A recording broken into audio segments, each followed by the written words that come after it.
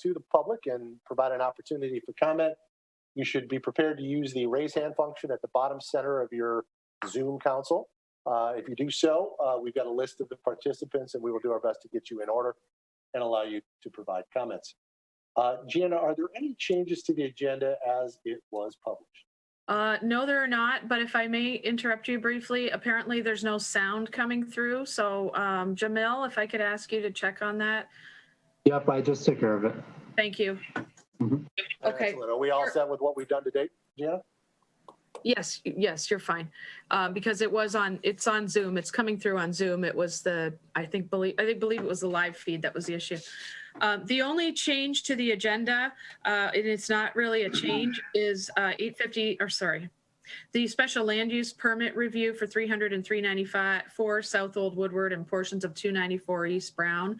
It's not a change. That's on the agenda because it was noticed as such so that everyone from the public would understand what was involved in that application. But the special land use permit will not actually be discussed until the final site plan comes through at a later date. Okay. I also have one request to the board then. That the final site plan and design review for 35001 Woodward, the Maple, the applicant has requested a postponement until May 26th. There will be a recusal coming up later on tonight. And in order to allow for an orderly progression in the meeting, I'm hoping that the board would consider amending the agenda to move 35001 Woodward up. And in fact, perhaps we could even talk about it right now. To postpone that matter to May 26, 2021. Would that be acceptable to the board? Any comments? Fine. Okay, could I get a motion from the board then? I'll move that the final site plan and design review for 35001 Woodward, the Maple, be postponed to May 26, 2021. Thank you very much. We have a motion by Mr. Williams. Do we have a second? Second. Second by Mr. Kozak. Any conversation at the board? All right. Could we please call the roll? Brian Williams. Yes. Bert Kosek. Yes. Daniel Scher. Yes. Janelle Wolfeboys. Yes. Nassim Rahman. Yes. Robin Boyle. Yes. Scott Klein. Yes. Thank you, board. I appreciate that. Now that we're done with some housekeeping matters, let us move into our first item of the night. This is a special land use permit review and final site plan and design review for 856 North Old Woodward, Fruition, which is located in the new building, the Pearl, which had been postponed from January 27th. Brooks, I see you're up. You're going to help walk us through this? Sure. Can everyone hear me? Yes. Yes. Perfect. Evening, everyone. I'm Brooks Cowan with the Birmingham Planning Department and presenting for the SLUP application for Fruition. They've applied to operate a food and drink establishment in the O2 Office Commercial Zoning District at the north end of downtown Birmingham. Food and drink establishments in the O2 zone require a special land use permit. There will be no liquor sales for on-premise or off-premise consumption at this location. And Fruition is currently approved as a specialty food store for carry-out only and does not have indoor seating at this time because it has not received approval to be a restaurant yet. The proposed new restaurant, Fruition, plans to serve fast, healthy foods like an acai bowls, avocado toast, and an assortment of drinks. The initial proposal that they had included the kitchen in the rear, a service counter, and a total of 16 seats, 8 located at 2 tables and 8 located at 4 high tops.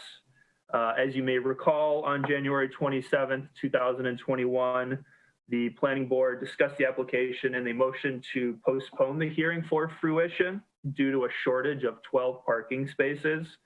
And it was recommended that the applicant attempt to work with the building owner and the neighboring tenants to have the required parking variance reduced or eliminated. At this time, representatives of Fruition have indicated that they were unable to work out an agreement with the building owner to have neighboring tenants reduce the number of service chairs. Therefore, the parking requirements or the parking variance that's required for the applicant remains at 12 parking spaces. The applicant has since submitted an updated floor plan with 6 seats and wishes to have a discussion where a condition of their SLUP approval is that the applicant be restricted to 6 seats. The intent here is to demonstrate to the Board of Zoning Appeals, the Planning Board, and City Commission their willingness to try to meet the ordinance to the best extent possible. So to recap the parking situation for 856 North Old Woodward, the Pearl, the building has 70 parking spaces total, and they're not within the parking assessment district. So all commercial and residential uses have to be provided on site. They have 65 on site and 5 on street, which count their total. The residential uses require 42 parking spaces total. One of the tenants' Lash Lounge Spa requires 14 parking spaces. Another tenant, Aurora Meta Spa, requires 10 parking spaces. And right now, Fruition, as a specialty food store, requires 4 parking spaces. A specialty food store, the parking requirement is 1 per 300. So with all of those totals, they're 70 on the dot, which is what they have on site. However, their application is to convert from a specialty food store carry out only to a food and beverage restaurant use. And with that SLUP application, the parking requirement then goes to 1 parking space per 75 square feet for a restaurant use. And with the ordinance and staff, we always go by the total tenant space, which in Fruition's case is 12,000 square feet. So that's where the 16 parking spaces come from. So I'm going to do a screen share and pull up the floor plans. Share. Can everyone see my screen? Yep. So the initial floor plan that they submitted, so this is 1,200 square feet encompassing the whole store. But when they initially submitted, they highlighted in gray the area for seating, and they showed that they had 375 square feet where the 16 chairs were. And they've submitted an updated floor plan where they show 3 tabletops with 6 chairs. And what they want to do here is, request that as a part of their SLUP approval that they're required to maintain this floor plan. And what they want to show is that they have 4 parking spaces, which per the food and beverage, the restaurant use is 1 per 75. So what they want, and that comes out to about 300 square feet. So what they want to show is that although it's a 1,200 square foot space, they're only using about 300 square feet of seating, waiting bench, and employee space. And they've been trying to work with the owner, trying to work with the neighbors to have the parking requirements reduced. However, they were unsuccessful. And then another floor plan was submitted as a topic of discussion with the planning board. And something they wanted to talk about was that specialty food stores for carryout only are allowed to have a waiting bench. Something that differentiates a restaurant from specialty food store, grocery store, carryout style is indoor seating and waiting. And they have this outdoor waiting bench here right now. But what they wanted to talk about is that if they are denied their variance and denied their SLUP, would they still be considered specialty food store if they did a waiting bench kind of kiosk, where if you sit here and you're back up against the green plants. And so that's another item of discussion. And the applicant is aware that they still have to obtain a variance of 12 parking spaces given the ordinance and given the parking requirements for food and beverage uses. However, they're amenable to a SLUP agreement limiting them to the 6-chair floor plan. And so in terms of recommendation, the planning division recommends that the planning board approve a recommendation to City Commission of the special land use permit and the final site plan for 856 North Woodward fruition, with the condition that the applicant obtain a variance for 12 parking spaces from the Board of Zoning Appeals and maintain the proposed floor plan of 6 chairs. This recommendation is based on the fact that the applicant has exhausted all possibilities attempting to resolve their parking requirement issues. The use appears to align with the goals of the downtown overlay, and a recommendation could also help them make their case to the Board of Zoning Appeals, which will be the applicant's biggest hurdle in the process. So with that, I leave it to the board for any questions or comments. Okay. Board, do you have any questions of Brooks? Mr. Scher. Brooks, has the applicant applied to the building official to see if, get an interpretation of exactly where the boundary is between a specialty food store and a food and beverage establishment? Because I noticed in looking at the definition of specialty food store, it does not say anything about one way or another about either on-premise, off-premise, or carry-out only. It just literally says, the language is a store selling food and beverages that have certain qualities. So I'm just curious whether the building officials ever opined that that is in fact carry-out only, or whether, if not, if that's something that the applicant has pursued in this instance. Right, that's a good question. And the planning department has sat down with the building department and the building official to go over these because, as you pointed out, there is a bit of a gray area. And I think the discussion has come about that it seems like tables and seating and the intent to have a restaurant is the defining kind of manner. However, the applicant has not applied for an actual official interpretation from the building official. Everything up to now has just been us saying, hey, this is what we've come to the conclusion. So nothing formal. And as far as you know, there's never been a formal interpretation on that subject before by the building official. As far as I know, there has not been a formal interpretation yet. All right. Any other questions for Brooks? Brooks, I have a question. I want to make sure I word this properly. I know that per the ordinance, they're required what I believe we've got a deficiency of 12 spaces, correct? Correct. Based on the number of spaces required for a restaurant with 6 seats, I mean, how close would they be? And I know that's a tough question to ask, I know, but a restaurant with 6 seats would require how many parking spaces traditionally? Is that something you're able to answer? The ballpark, but I would say that I would work it backwards from they have 4 parking spaces available. And if you're a restaurant with 4 parking spaces, I would do 4 times 75, so you get 300. So a 300 square foot restaurant, conceivably, I mean, that's small, but would meet the ordinance. Okay. Thank you. Mm-hmm. Any other questions of Brooks? Seeing none, I'll see. Is the applicant here? Would they like to come forward and provide any other flavor? It would be Lindsay Sales or Leah Kaysen.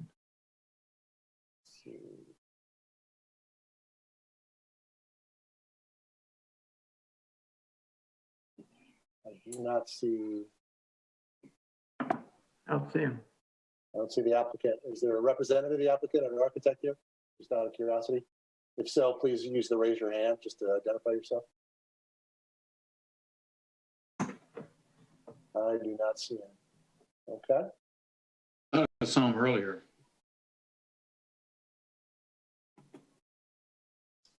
No one is raising their hand. All right, board. I will, at this point, I'm going to see, is there anyone from the public that would care to comment on the proposal being made today? If you do, please raise your hand, and we will bring you in. I see one going up. Mr. Reagan. You can bring, please unmute Mr. Reagan. Welcome back, sir. Thank you. Provide your input, please. Yeah, it's a procedural question. By Mr. Cowan's own remarks, I'm wondering why this applicant is procedurally before the planning board. There are variances that must be sought. And I'm wondering why this applicant didn't go to the Board of Zoning Appeals first. Here's why I ask. Mr. Cowan just stated that should you approve this recommendation, that recommendation would then be viewed as support by the BZA that they too should grant this variance.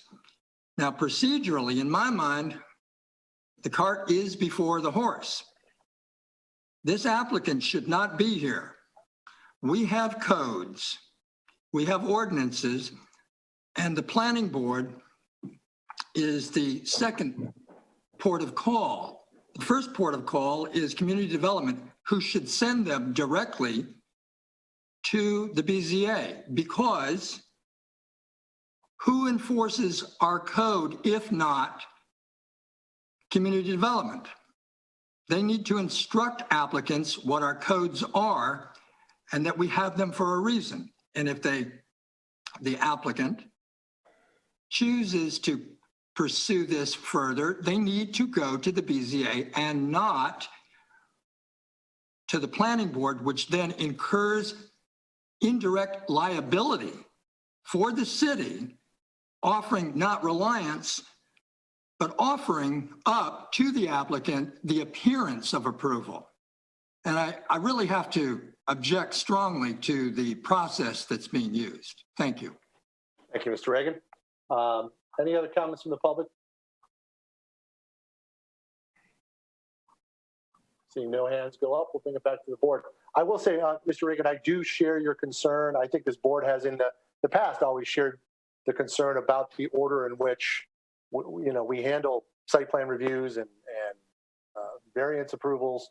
The idea of providing approvals contingent upon a variance, et cetera. That said, I know that in the almost 12 years of my tenure on this board, that is always how the city has handled things. And so just for the record, I would like to say as a shout of support to community development that I think that is how the process has worked. I would agree that perhaps it is something that could be reviewed, but I'd like to just make sure that it's clear that this is not unusual for the city and that the staff is doing exactly what they have done for many, many, many years in this community. Let's go to the board for discussion. Mr. Williams. Yeah, and further to that point, the Board of Zoning Appeals has always requested that the planning board review those matters first before they would even consider it. So I share your concern, Scott, and I share the concern of Mr. Reagan, but the practicality is the Board of Zoning Appeals won't consider it first at the present time. Now, it seems to me the City Commission could change that. Right. Right. So let's move on to that and back to the matter at hand related to this situation. Mr. Boyer, you have your hand up. Well, let me say off the bat that I went to visit this particular establishment. And we have got ourselves into a situation which we have to sort. We're not going to be able to deal with it through this particular establishment, but we have got to handle the way in which we, on one side of our arguments, are asking for small, local, walk-in type facilities that offer a limited amount of produce. In this case, I'm not even sure what an acai bowl is, but they're offering this plus coffee. And we, through our rules and regulations, are asking them to do something which doesn't make sense. So we look, if somebody was to actually go and analyze what we're doing, we would be looking pretty foolish. There's a magazine called Private Eye in the UK, which makes fun of things like this. And we would be on the front page of Private Eye. We have to try and deal with this problem. So let me go back to why I went there. I went to look at the space, and it's a huge white box. And tonight, I am being asked to review on whether they can have 3 small tabletops with 6 chairs. Is that correct, Brooks? Correct. That's what the applicant proposed to bring to the board tonight.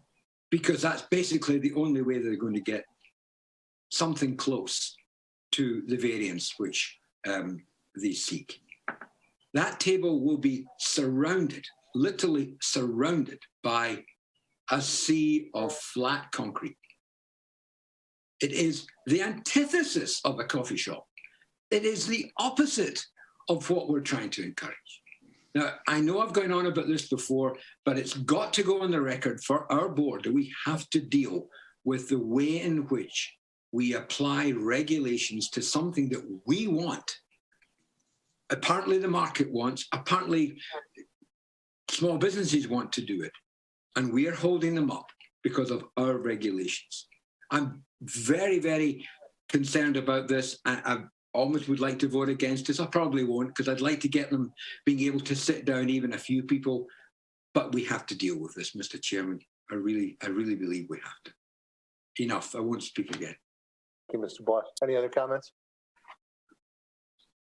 Well, I'll dive in, and I'll agree with you completely, Mr. Boyle. I mean, this is an issue.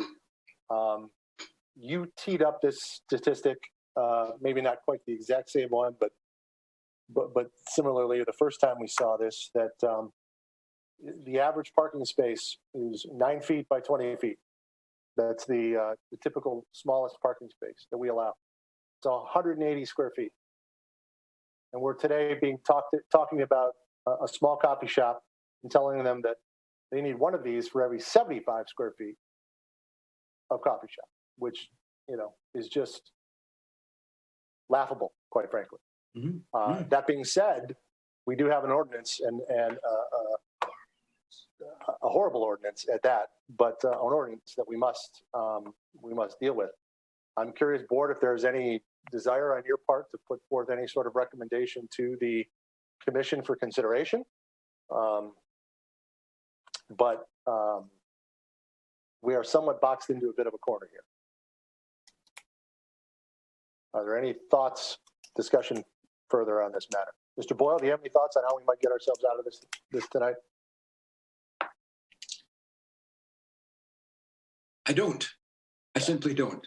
But I do think we have the ability through our rules and regulations for this board to review these ordinances at the appropriate time, put them on our agenda, and forward them to the City Commission for them to make a final decision. I don't think it can be done on the back of this particular applicant or this particular building. I wish we could, but I don't think we can.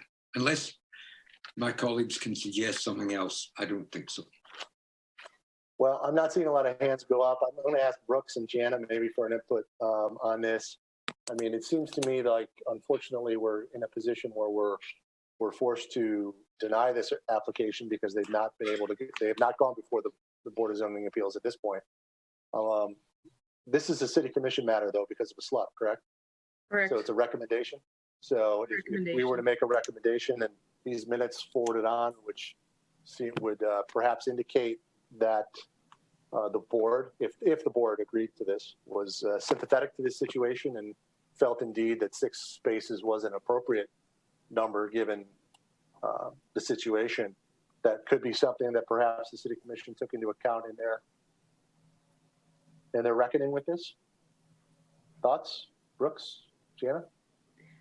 Well, either way, should you decide to move it on with a recommendation to the City Commission, they would have to go to the Board of Zoning Appeals before they go to the City Commission. Yes. Right. And to your point, it hasn't about the order of the BZA and the Planning Board.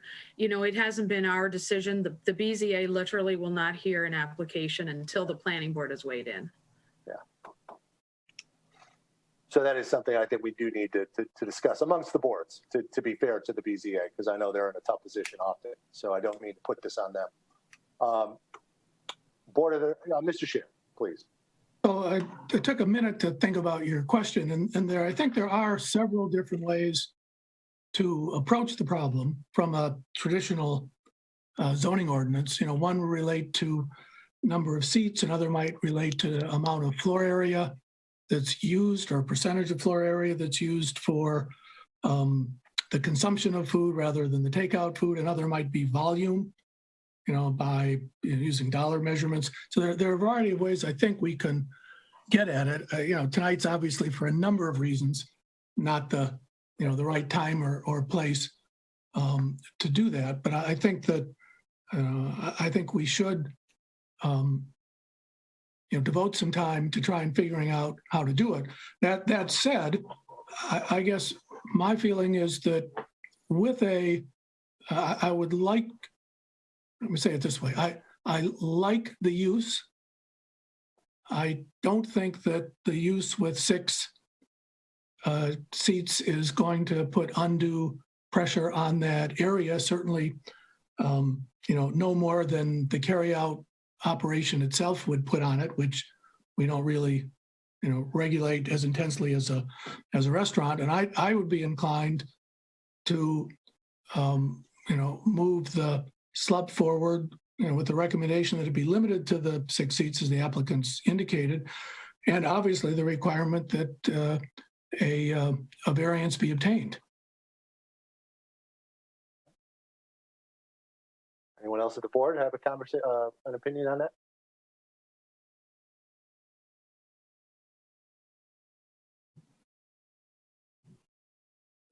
So, Mr. Chair, you're recommending that we follow the recommendation, which is to recommend approval so long as they either eliminate the seats or get a zoning variance and restrict it to 6 seats. Correct, yes. Is what I'm sensing. Yeah. Reaction from the board? Awfully quiet tonight, folks. Let me, Scott, if I could just make one other point about this, which is that unlike some circumstances that we see, you know, this is not primarily a problem of their own making.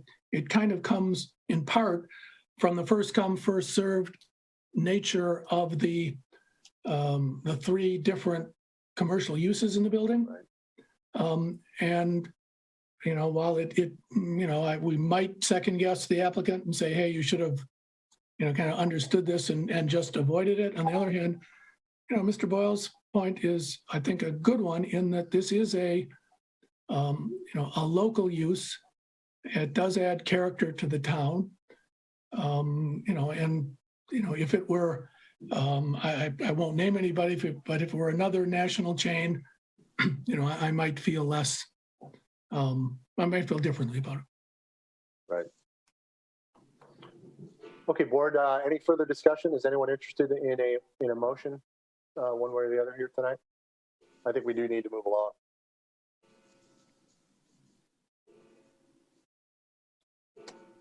Mr. Chair, did you want to? Well, I don't know, I'm in no greater position than you to judge the silence, but to sort of bring it to a head, you know, I don't have the exact language in front of me, but I move, we have probably 2 separate motions, right? One for the SLUP and one for the preliminary site plan?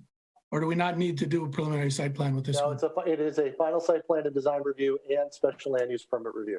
So you're correct. There are technically 2. So just to see where we get to, I'll move the approval of the final site plan as presented, subject to obtaining a parking variance from the Board of Zoning Appeals and entering into a SLUP with the city with no more than, that restricts the applicant to no more than 6 seats for on-premise consumption. We have a motion by Mr. Sherry. Do we have a second? Second the motion. Second by Mr. Kozak. Is there any conversation about this motion at the board level? No? All right, we will go to the public about the motion. Is there anybody that is interested in commenting about the motion itself from the public? Please use the raise your hand function. Seeing none, we will bring it back to the board. Could we please call the roll? Daniel Scheer, Yes. Bert Kosek, Yes. Brian Williams, No. Janelle Wilboyce. She's muted. Could we please make for the She's saying yes. She is, but I'd like to but just yeah. make sure for a voice, if we Yep. could get her, there we go. Yes. The Zimmerman, Yes. Robin Boyle, Yes. Scott Klein. Yes. Motion passes.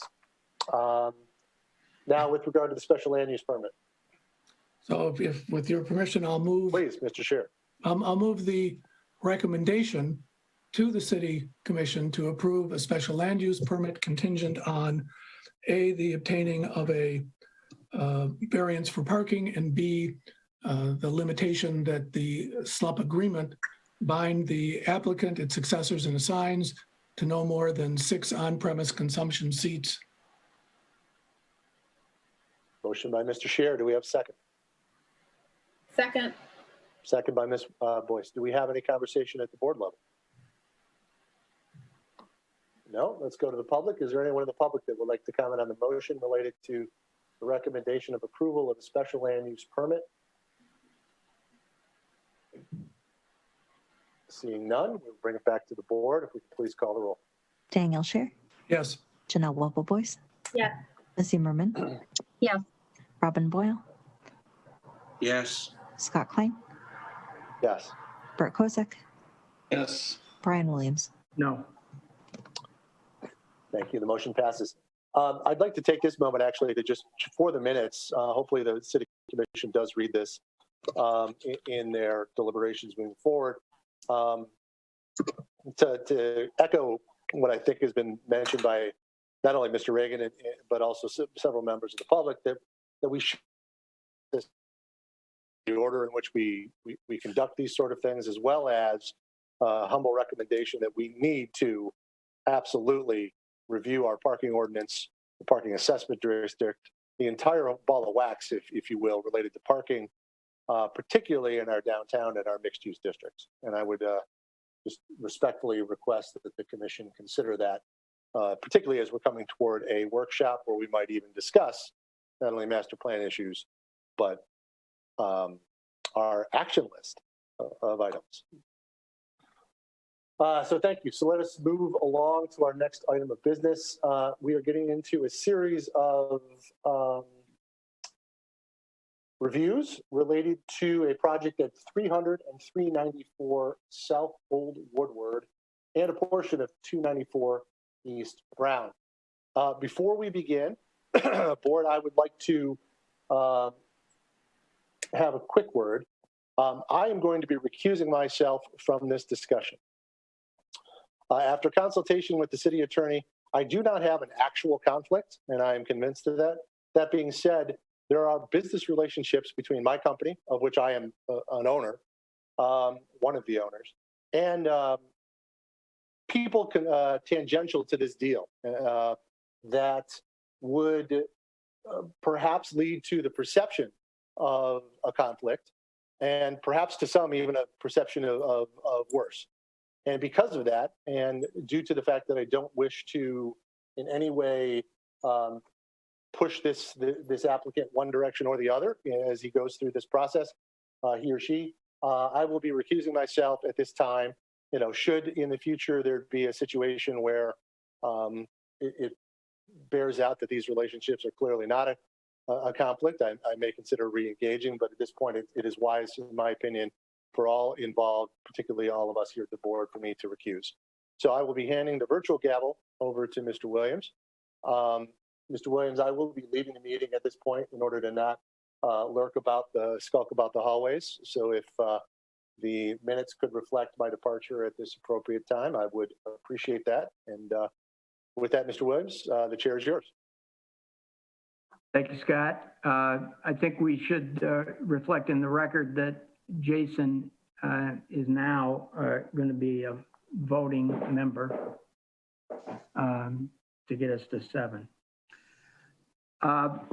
Let me start by saying I didn't apply for this position at this time, but here we are. I want to deviate for a moment from procedurally the way we've handled some of these proposed projects in the past.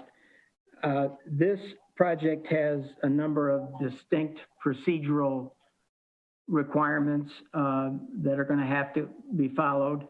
And so I think it's important, and particularly because this proposed project has already received considerable press and social media discussion, that I asked Jana to highlight for the board and for the public, from a big picture standpoint, the various procedural requirements that we're going to need to address in the course of this project.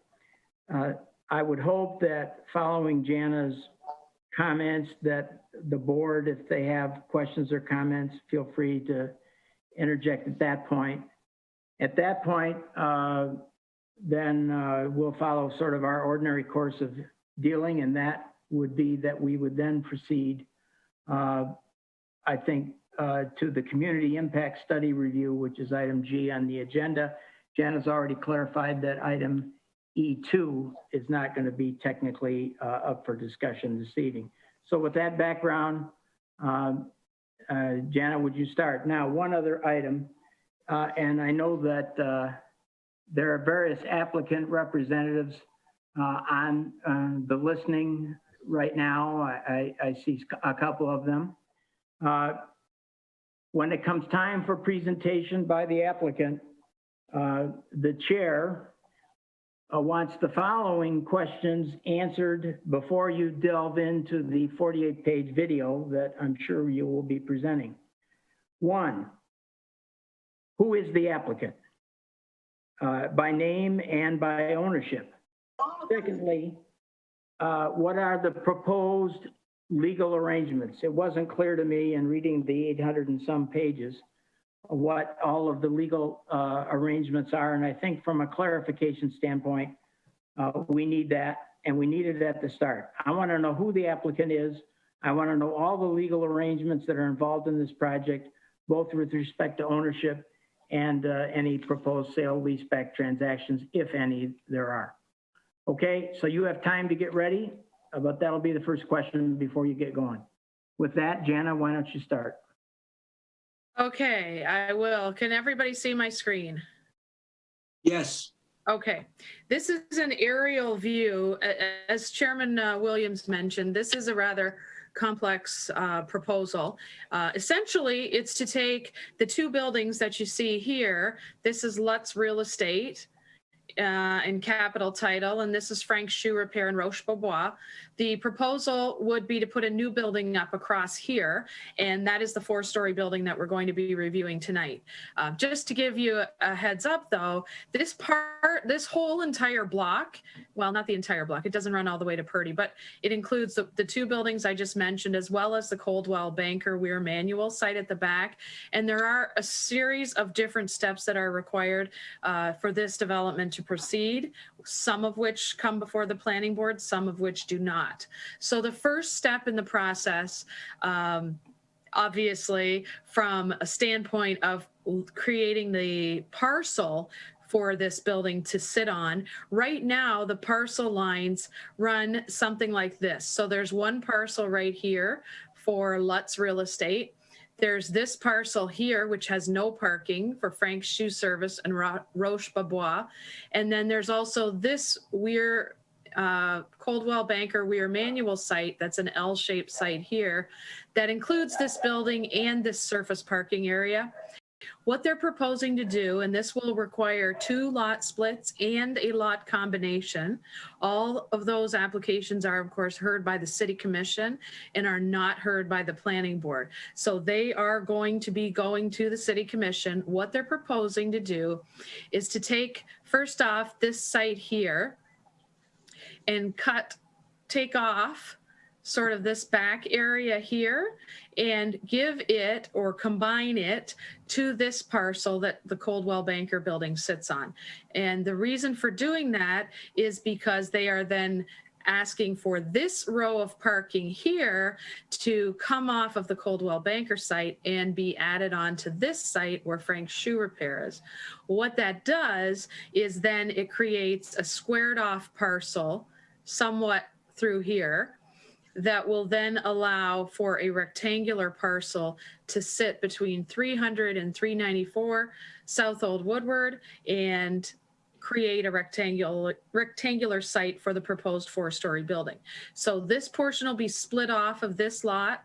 This portion will be split off and added to this, and then these two resulting parcels are requested to be combined together to create the lot on which we're going to discuss this proposal tonight for community impact study and preliminary site plan review.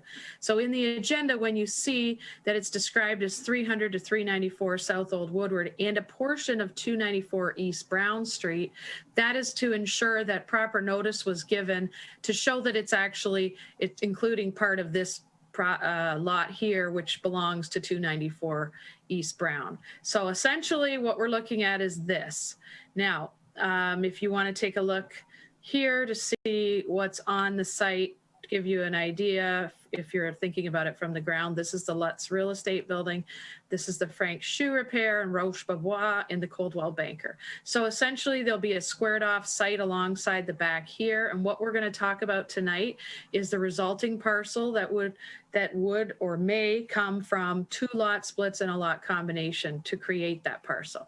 Anna, before you leave that point, why don't you discuss the status of the lot split and lots combination before the city commission?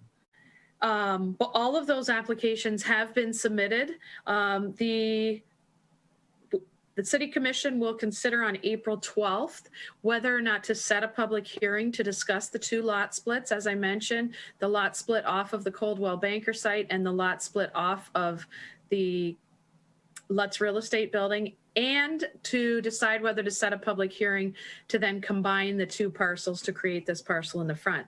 So we'll go on April 12th to set the public hearing. Should the commission decide to set a public hearing, it's likely that the public hearing would then be set for May 10th, because it is required that there be 15 days between those meetings so that public notice can go into play. So that's those applications have been submitted and will be considered by the city commission on April 12th. Thank you. Keep going. Okay. So secondly, there may be some questions with regards to other portions of the application. Specifically, the applicant has also requested a rezoning for the parcel. What they're requesting is the site is zoned B2 in the underlying, what we call the underlying zoning district, and then it's zoned D3 in the overlay.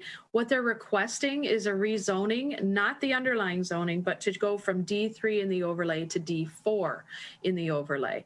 The parcel here, which is the Daxton Hotel site that's almost ready to go here, is zone D4 in the downtown overlay.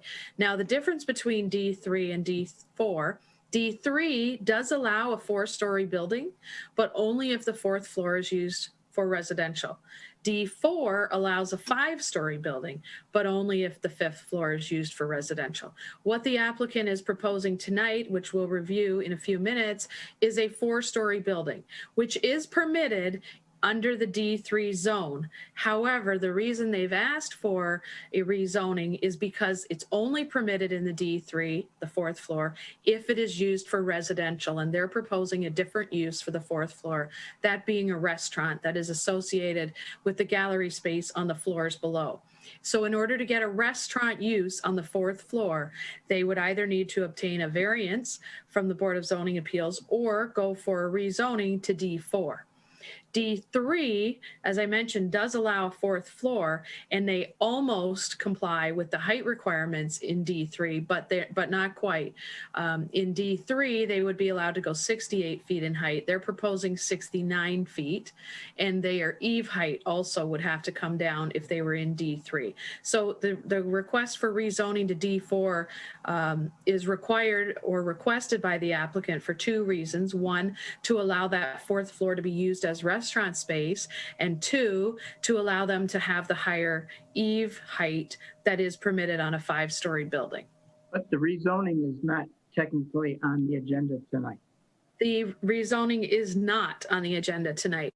The rezoning is currently scheduled for April 28th before the planning board. Now we have only 3 items that we allow during our virtual meetings for the planning board. So we could not fit everything on the same agenda. However, we will be discussing the rezoning application at the next site plan review meeting, which as I stated is April 28th. At that time, there'll be a review of whether or not the zoning should be permitted, Okay. the rezoning. But that application has been filed and we have it in the city, the application's been made. Then the second part of, it's not a rezoning, but it's a request for a zoning amendment, is the applicant has asked for a consideration of the economic development map that's contained in Appendix C or Exhibit 1 that actually shows a map of those parcels in and near downtown Birmingham on which you're allowed to use an economic development license.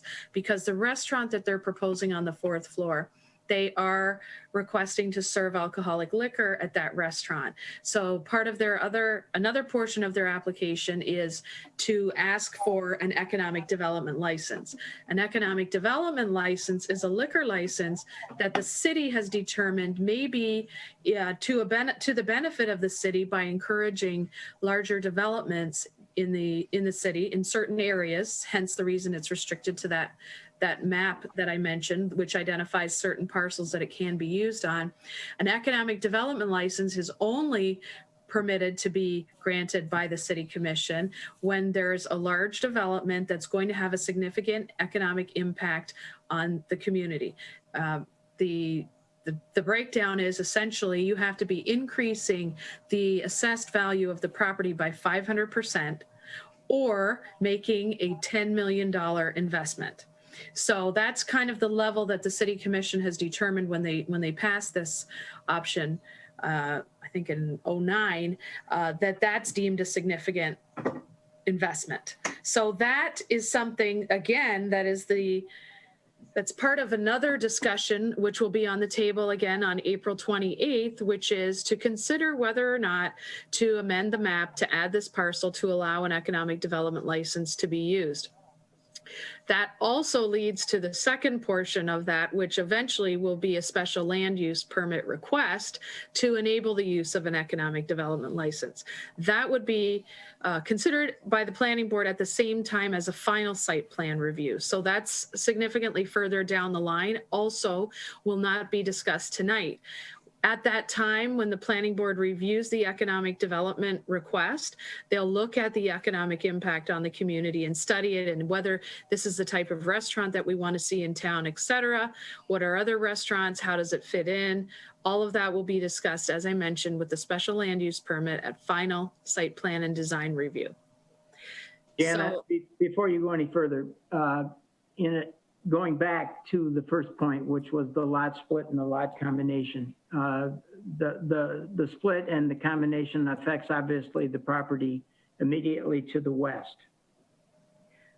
Is there any requirement that the site plan approval for that building be reviewed, or if not, why not?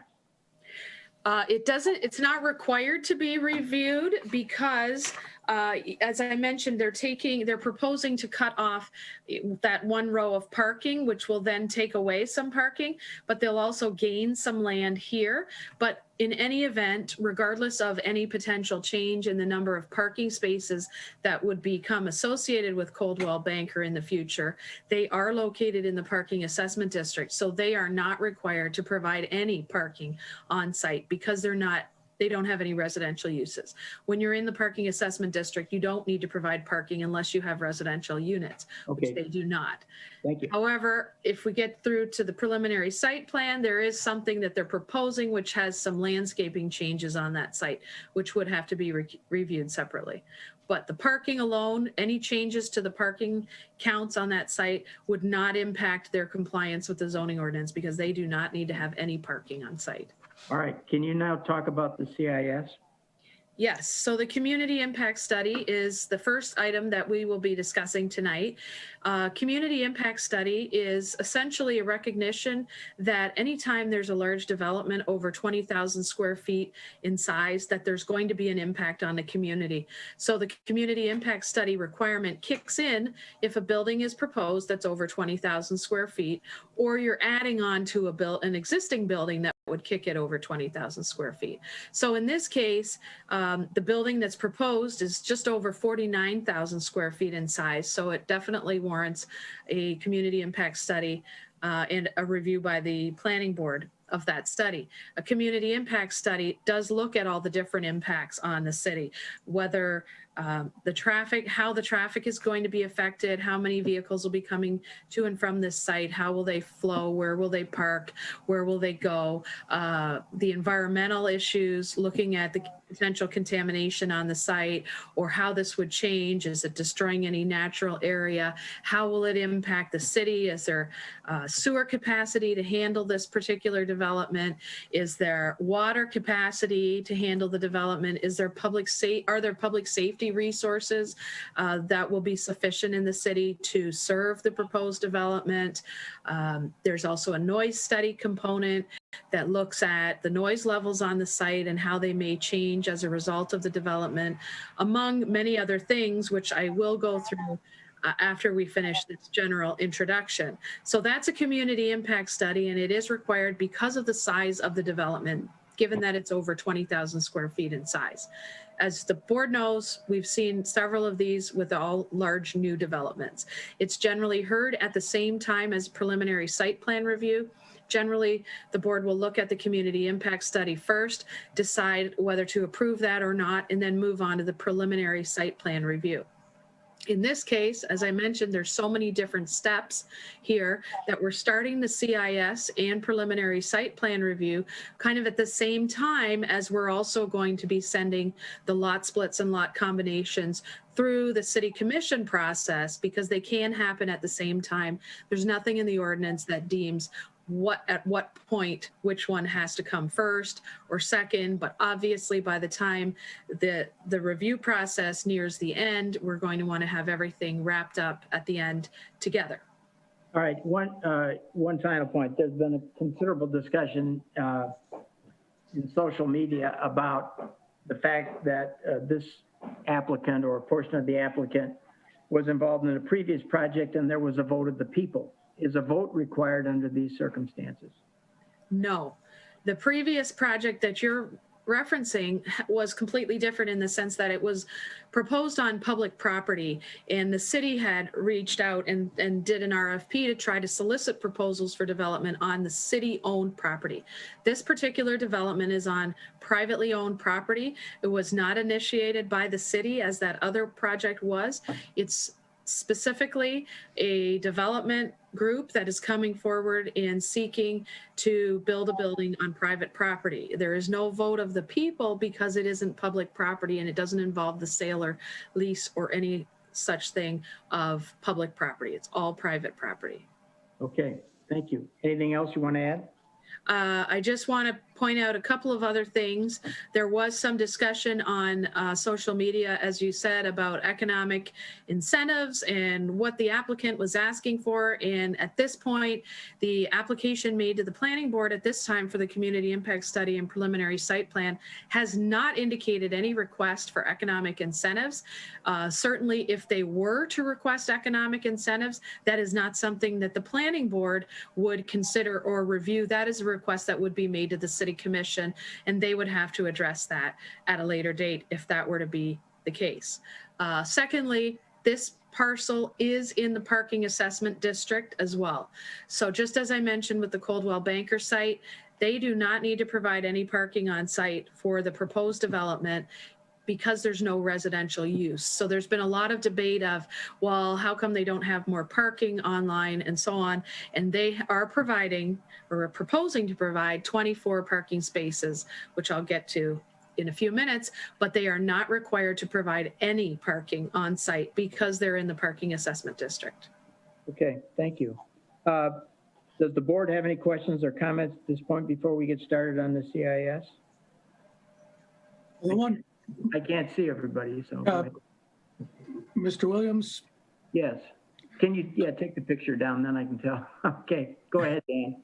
so I think, this is a very helpful generalized picture, but I think just to complete the picture, if Jana might spend a couple of minutes and explain how preliminary and final site plans fit into this process as well. We've kind of taken it that way, and I think if the board and the public had the full picture, it might be helpful. Yes, preliminary site plan review is generally the first step in a development review.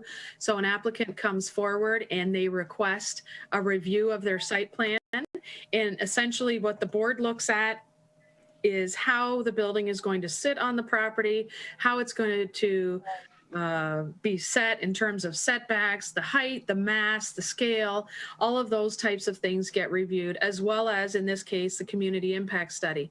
Then, as I mentioned, all of these other issues will come into play. We'll go through the lot split and the lot combination process. We'll then go through the rezoning request and the economic development map amendment request. And then it will come back to the planning board for a final site plan review and special land use permit review. At that time, there's much more discussion on the design of the building, the architectural details, the materials, and so on, and how it fits in with the character design-wise of downtown, et cetera. Also, we would then consider the special land use permit request, which is with regards to the use of an economic development license for that restaurant. The board would then get into a discussion of what is the economic impact? Is it significant enough to warrant the city allowing an economic development license opportunity? Both of those findings of the final site plan review and the special land use permit, the planning board makes a recommendation to the city commission. It then moves on to the city commission for the final approval as to whether to accept the final site plan and or the special land use permit. So the ultimate decision in this process will end with the city commission in a couple of different ways. That's one, the preliminary site plan through final site plan through special land use permit ends at the city commission. Also, the rezoning request that'll come before the planning board for the D3 to D4 and the request to amend the economic development map, that also is a recommendation finding from the planning board that then goes on to the city commission for the city commission to consider whether or not to grant that rezoning or the zoning ordinance amendment. So those issues also end with the city commission. And last, the lot splits and lot combinations are solely within the purview of the city commission. So they make the final determination on that point. So it is a rather complex process in terms of all of these different steps and how they fit together. Essentially, they are going on concurrently. So if you wish to follow the process, there are many steps, and I would invite any member of the public to call me if they have any questions about when this may come up. But at this point, we're talking about this tonight. You want to follow the April 12th City Commission agenda for the lot splits and lot combinations to be potentially set for a hearing on May the 10th. Also, you want to tune in again on April 28th when the rezoning request and the economic development map amendment will also be on this planning board's agenda for discussion as well. And I think it's fair to say, is it not, that in the planning board reviews an application for both preliminary and final site plan, there are certain things that the ordinance gives us some discretion over, and there are certain things that it does not. So Correct.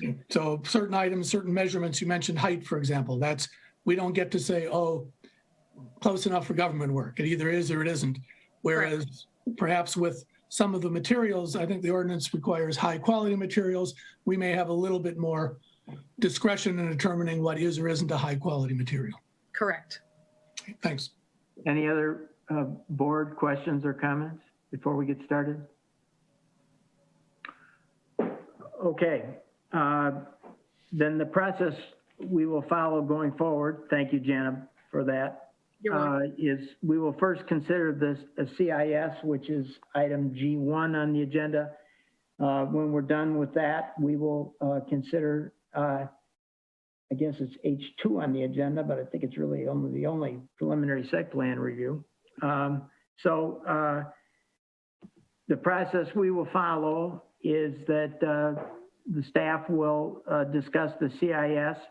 The board will interact with the staff on that. We will then have the applicant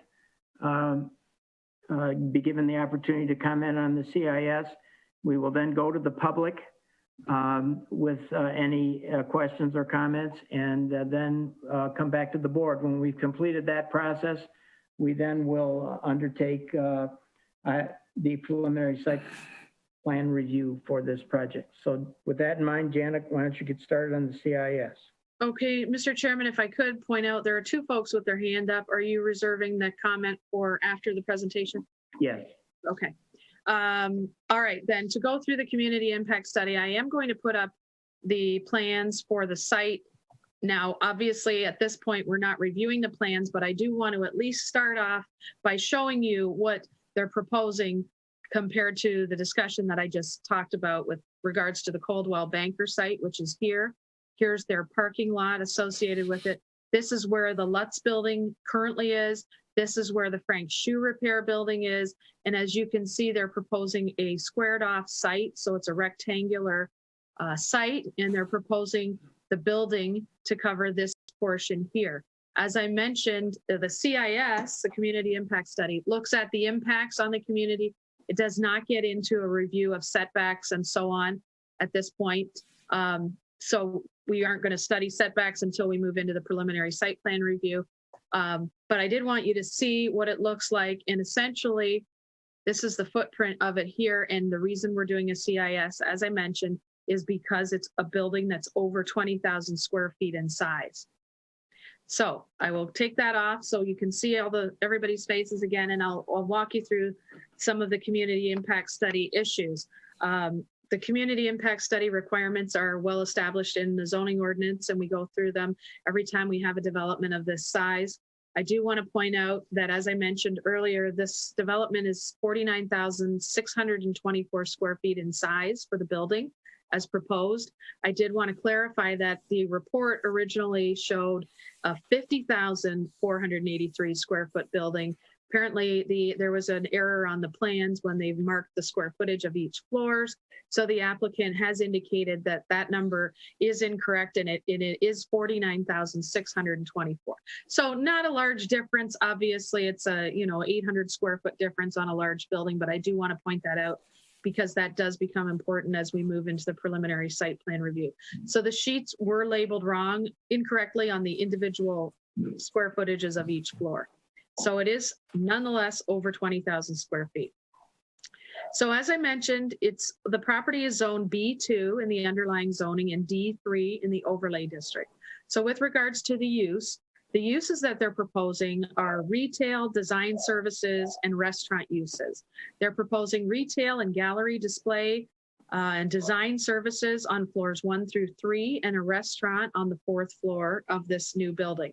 All of those are permitted uses under both the underlying zoning and under the overlay zoning, whether it's D3 or if they request a rezone or get approved for the rezoning to D4, they're also permitted. The only issue at this time, as I stated, is with regards to the restaurant use on the 4th floor. A restaurant use is permitted. If it was on the 3rd floor, it would be allowed. But in D3, you can't have a 4th floor unless it's residential. So I'm sorry if I keep reiterating these points, but it is rather confusing. So hence the request to rezone from D3 to D4 to allow that restaurant use on the 4th floor. Again, the restaurant is proposing to serve alcoholic liquors.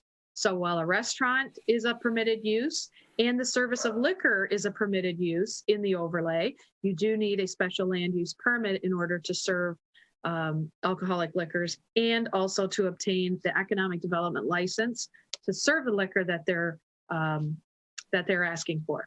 Janet, before you leave that point though, it is not necessary to have alcohol. It's not necessary to have an economic development license to serve alcohol, even if all the approvals went through to permit a restaurant on the 4th floor. They could simply get basically a quota license, right?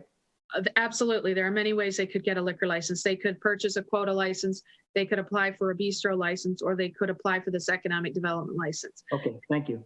Okay, and obviously the economic development license, as I said, is only available potentially to somebody that invests more than $10 million in a piece of property, which presumably the applicant is going to tell us that they are. So as I stated, they have submitted all of those applications for the rezoning, for the zoning amendment, and the SLUP, et cetera.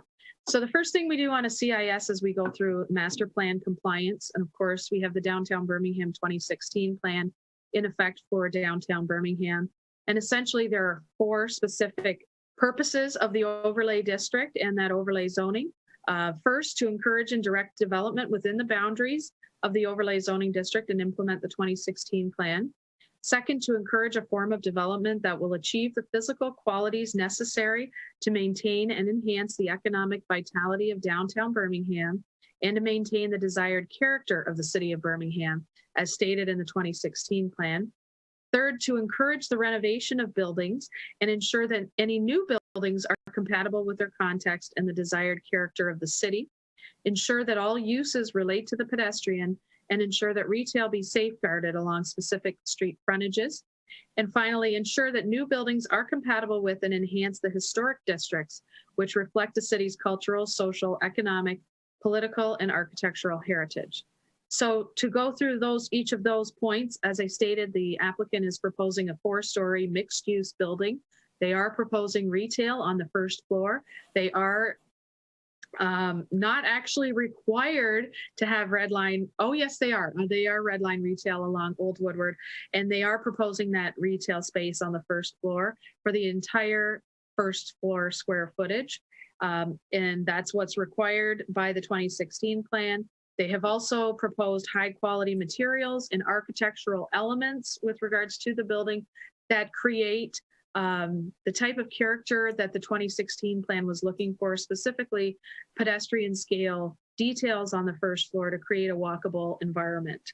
The 2016 plan also encourages in D3 properties, flexible use buildings, not only in D3, but also in this area, to provide a connection between the hub of downtown with regards to the retail district, which would be centered at Maple and Old Woodward, and the southernmost area, the South Old Woodward district, further south from here. So this particular building is proposed and is going to act, if approved, as an anchor for this whole area and a tie between the downtown and the South Old Woodward area. And that is exactly what the 2016 plan stated was encouraged in this area. It encouraged anchor development, and it encouraged something significant here that would tie those 2 areas together. So it is consistent with the 2016 plan in that regard. Further, the 2016 plan states that traditional American cities, except the very largest, rarely exceed 5 stories in building height and most commonly range from 2 to 4 stories, with the most memorable streets tending to be at least 2 stories and the least memorable being mostly 1 story. I point that out because they are proposing a 4-story building, and that is certainly what was encouraged in the 2016 plan with that whole minimum of 2 stories. Right now, there's 1-story building on the Lutz portion of the site.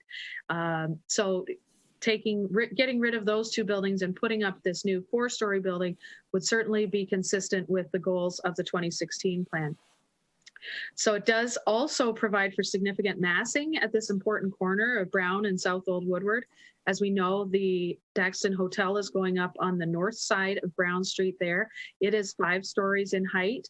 So the proposed building here that's 4 stories in height will step down from that 5-story building and provide a transition between the 5-story Daxton and the 3-story forefront building that's located immediately to the south of this site.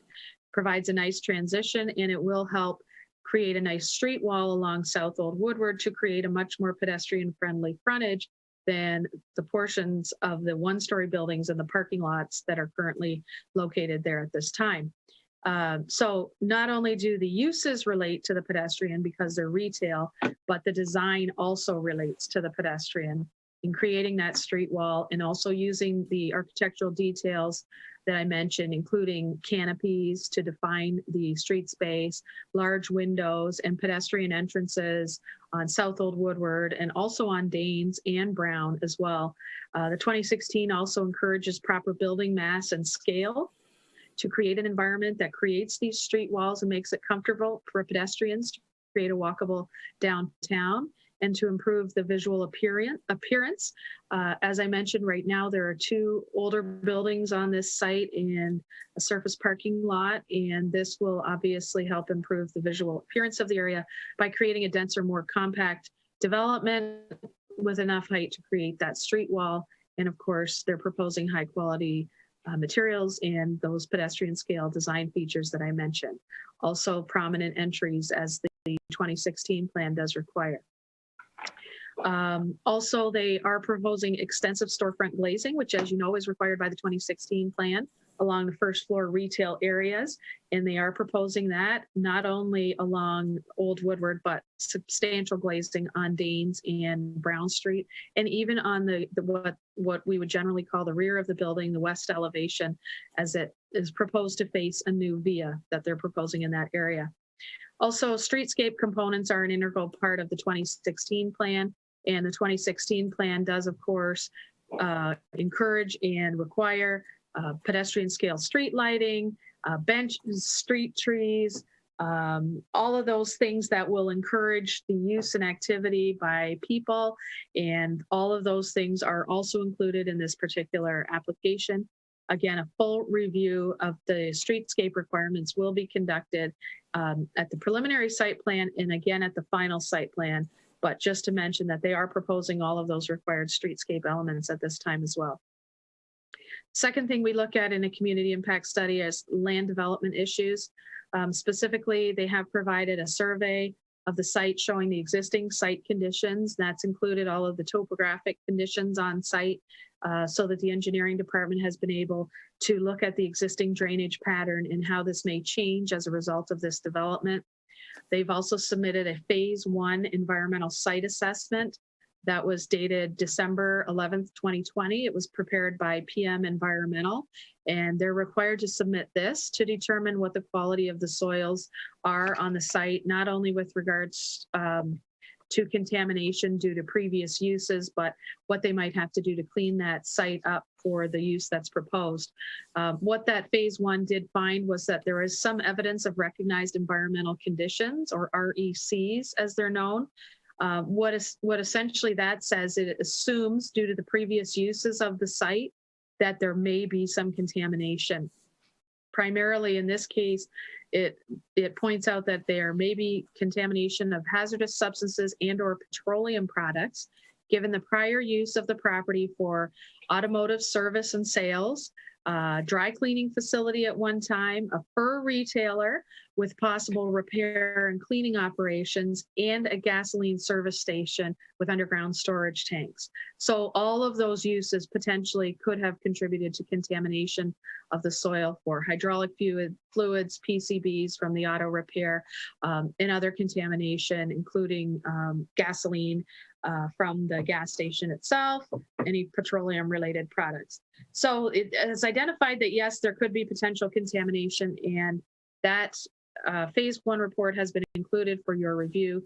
I do understand that they will have their environmental consultant at the meeting tonight, and I did see that he is present if you have any questions in particular on that. Also, the applicant's required to submit a soil study, and they did submit a document entitled the Soil and Groundwater Analytical Results with readings taken on December 21st, 2020.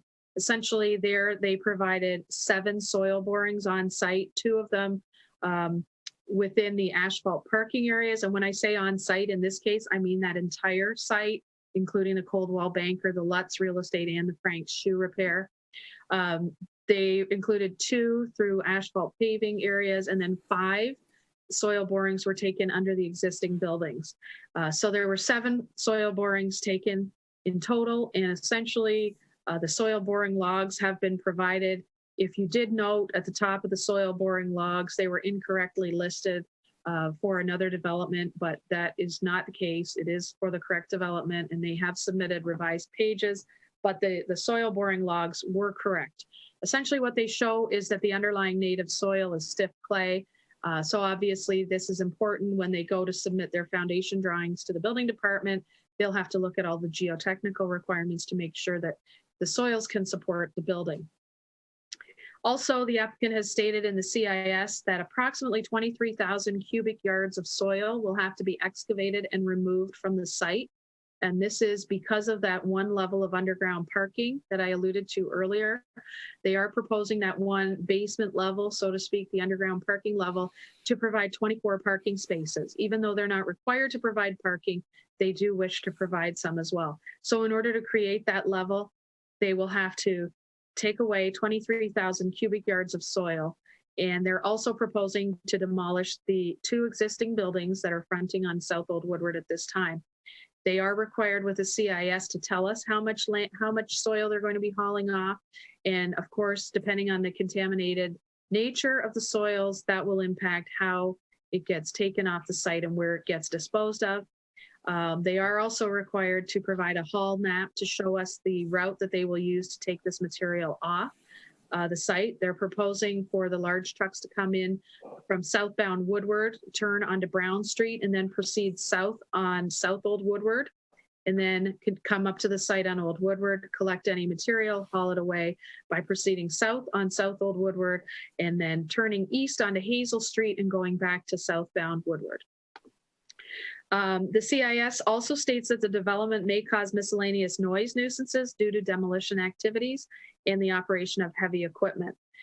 This is normal, of course, for construction sites, and there are noise standards that if they're exceeded, then tickets can be issued. The applicant has proposed that they will use water spray guns and sweepers to control dust and clean up any soil or debris that is tracked out of the construction zone during construction. The CIS also looks at utilities, noise, and air issues. The 2016 plan requires that all utilities to the site have to be buried and underground, and this is for aesthetic purposes. The applicant has advised that they will bury all utilities on this site. Also, as noted in the CIS, the applicant has provided a noise study that was conducted by Colano and Saha engineers and dated February 22nd, 2021. This is required as part of the community impact study to A, take a look at what the ambient noise levels are on site now, and B, so that we have a baseline so that once the development, if approved, goes up, we make sure that it doesn't exceed, that the construction and the development itself does not exceed the city's noise levels, which we do have a noise ordinance that contains all of those levels. So a noise study was conducted on February 22nd. At that time, noise readings were taken on the site at a location 125 feet west of South Old Woodward and 100 feet south of East Brown Street. Now these noise readings were taken February 15th through 17th. And although we can't remember it today, at that time it was snowing profusely. So the applicant has pointed out that there was a large amount of snow falling continuously, well, maybe not continuously, but constantly during that 2-day period. So as a result, the noise study, potentially snow absorbs sound. So it may have lowered the noise requirement, but at the same time, snow clearing activities, of course, increase the noise.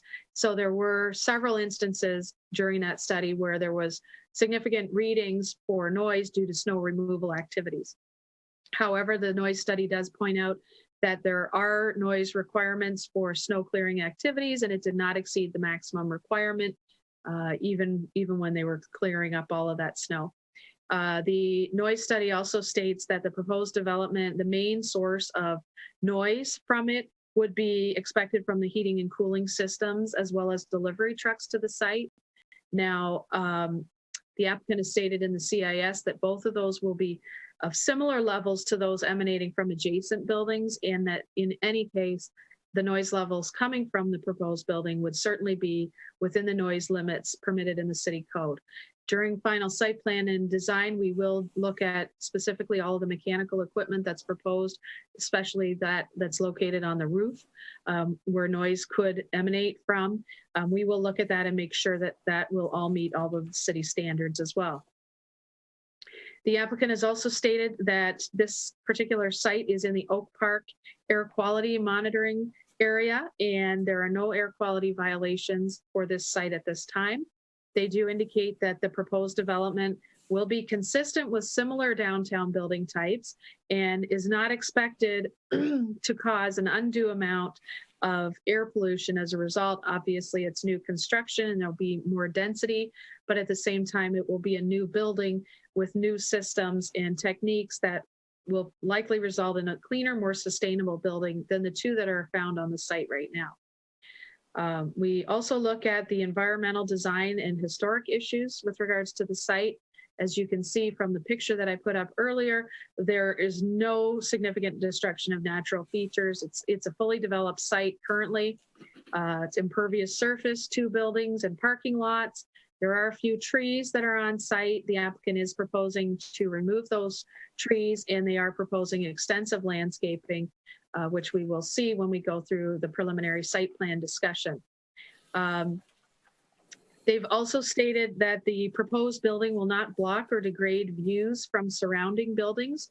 In particular, that they've paid particular attention to this because the applicant tends to study this so that the building that they're proposing and building is actually going to improve the appearance of the area and assist them in selling some of the products that they'll be selling inside the building in the retail and gallery spaces. So while it will alter the skyline of South Old Woodward, as I mentioned earlier, it will blend in with what's there from the 5-story Daxton down to the 3-story forefront building, this being a 4-story building in the middle. It will change the skyline, but hopefully if you're looking from across Woodward, South Old Woodward over at this site, it might look a little nicer than it does even today, and there'll be no surface parking lots. They're also proposing extensive landscaping on the rooftop of this building, so that will make sure that there is a nice aesthetic up on the top of the building as well. Not only will the building propose a nice transition between those 2 buildings I mentioned, but it will also assist in balancing the mass of the 5-story Daxton across the street, and it will help visually reduce the width of South Old Woodward as it creates that street wall that I mentioned earlier. The site does not include any historic properties that are located on the National Register of Historic Places, nor on the city's list of historic sites. However, there is across the street the Peabody Mansion, which is a historic property, but it is across South Old Woodward from the site. The community impact study also looks at, as I mentioned earlier, sewer and water facilities in the area and whether they're sufficient. Also refuse, trash collection, et cetera, and how this will be handled. The applicant is proposing 2 what they call back of house rooms toward the center of the buildings on each level that they will store the trash and recycling in those rooms, and then they will haul them out and have trash collection every day, which is what they've stated in their CIS. They state that these rooms will be air conditioned and will provide adequate space for the separation of recyclable materials. They haven't shown at this time the size of trash receptacles or recycling containers, but they have stated that there will be sufficient space to handle all of the trash that will be created on site, which will be normal for this type of building and can be handled via standard removal practices. The CIS also states that there is a 12-inch existing water service within both the South Old Woodward right-of-way and the East Brown Street right-of-way, and also an 8-inch water main along Danes. They state that the water main along South Old Woodward was installed in 2007 and definitely has sufficient capacity to service the proposed building. They also mentioned the fact that they may decide to use low flow toilets, faucets, and gray water recycling systems in the building to reduce the amount of water entering the sanitary sewer. There are existing sanitary sewers within the South Old Woodward right-of-way in front of the site, which the CIS has also stated will have the capacity to service the proposed development. With regards to the storm sewer system that serves the site, it will also be adequate to handle it. And they've indicated that they will not be adding any additional stormwater runoff into that storm sewer system. Obviously, it's already an impervious site, and they state that the level of imperviousness, if that's a word, will actually be reduced due to all of the landscaping that they'll be proposing, not only at grade around the building, but also on the rooftop, which will reduce the amount of runoff as well. We also look at the public safety elements of a proposed development of this nature. The CIS does propose or does state that the proposed development provides adequate access for police, fire, and emergency vehicles from East Brown, Dane Street, and South Old Woodward. Obviously, we don't require a building to be accessible on all sides, but in this case, because there are 3 streets, there are 3 opportunities for firefighting equipment in particular to get in and fight a fire should there be one. The CIS also states that the elevators within the building will also be sufficient size to accommodate medical carts, stretchers, and emergency equipment. The report says only 1, but the applicant has since indicated that both elevators will be of sufficient size to handle those. With regards to police and fire, the fire department, of course, has reviewed the plans, and as the applicant has noted, they are proposing a fully suppressed building. They're also proposing to provide a Knox box and a fire department connection. It was not shown on the elevation drawings, but the applicant has stated that they will meet all fire code requirements, and they will provide a fire command center as well, and will provide all of those in the places required by the fire department.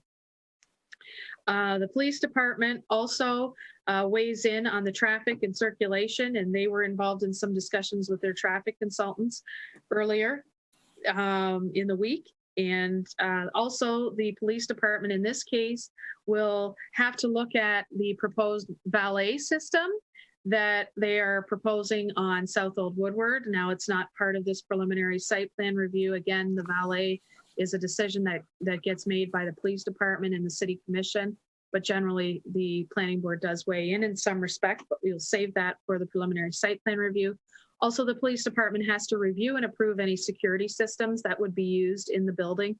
The applicant has indicated that there will be a future tenant that will have a security system, and they will make sure that that gets approved by the police department.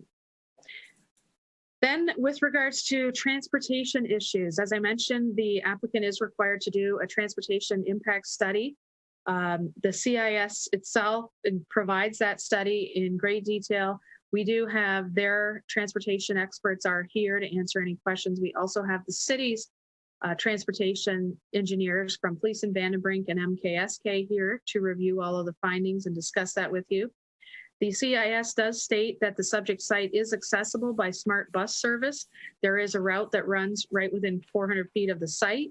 So it's accessible by transit, by motor vehicle, by bicycles, and of course on foot, being part of our walkable downtown with public sidewalks directly accessible on 3 sides of the building. They also recognize that there are a lot of other restaurants, services, stores, et cetera, within close proximity. So a large number of people coming to the site may in fact walk. The transportation impact study, though, was prepared by Rowe Professional Services Company. It was dated February 24th. That's the study that was done by the applicant. And it basically looks at the trip generation and activity that this site, if it was fully developed as proposed tonight, what it would do and what it would increase it might bring to traffic and circulation and the street network around it. Essentially, what the applicant's traffic team has decided is that the proposed development will not have a significant impact at the study intersections or on the surrounding road network. Their study finds that it will generate generally 26 new vehicle trips during the PM peak hour, so that's the evening rush hour, and 57 new vehicle trips during the Saturday peak hours. So essentially, the study concludes that no site access or transportation infrastructure improvements are recommended to support the proposed building or uses. Now, as I stated, the city does have a transportation engineering team that has reviewed the transportation impact study, and they have provided a review that is contained in your packet in a letter from Fleece and Vandenbrink dated March 17th of this year. And in that, they have called out several issues and requested additional information, updates to the assumptions that were used in the traffic study provided by the applicant, and changes in the methodologies that were utilized in the preparation of that study.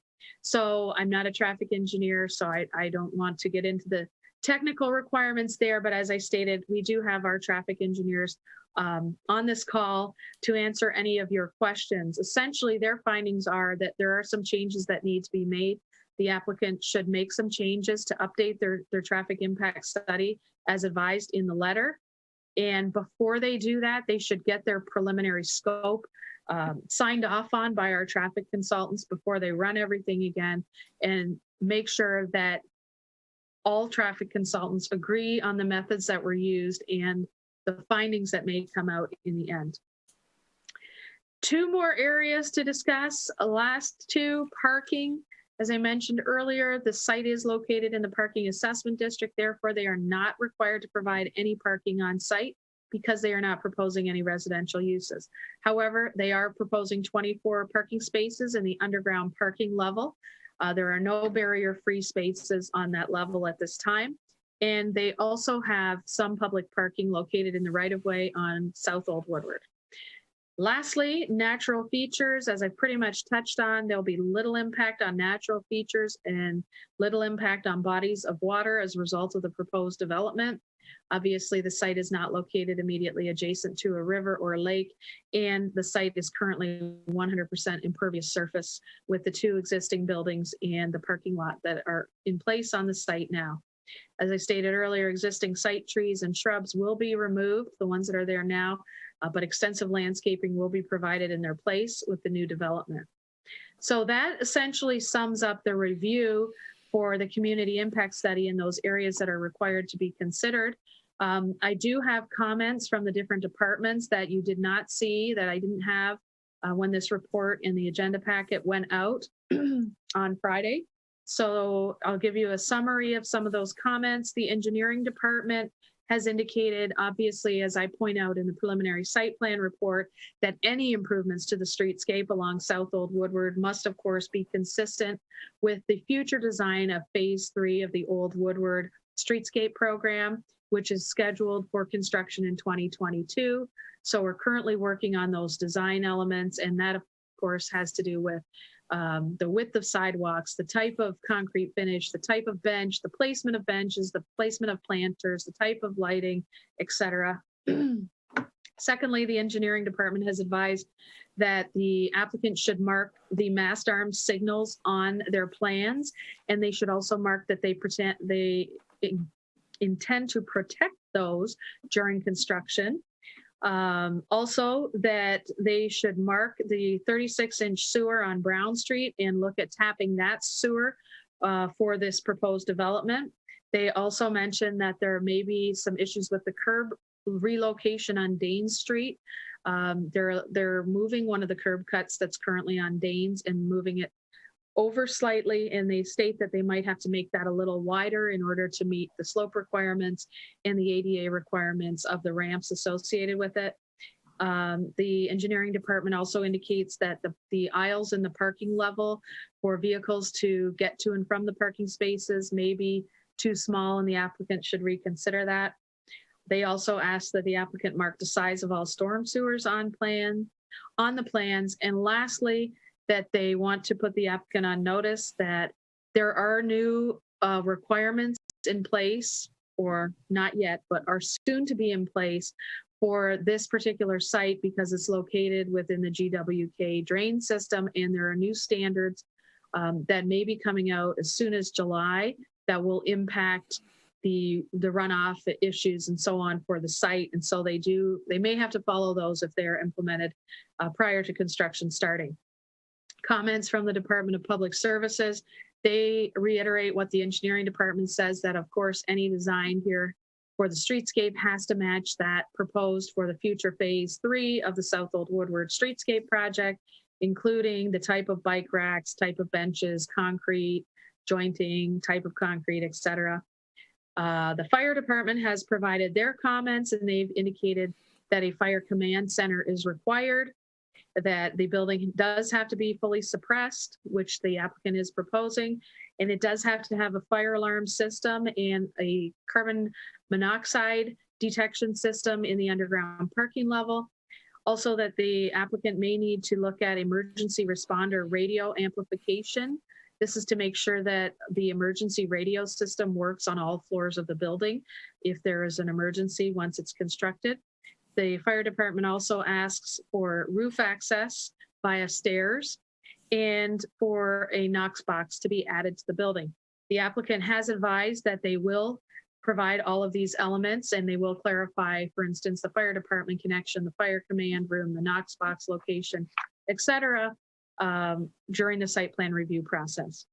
The police department did not have any particular concerns. They operate through the traffic consultant's review of the study that was provided, although the police department did indicate in meetings earlier this week that they have some potential concerns with the valet location, which is proposed on South Old Woodward, just south of Brown Street. And that's just with regards to queuing. If there's vehicles waiting there, they don't want to block the Brown Street crosswalk.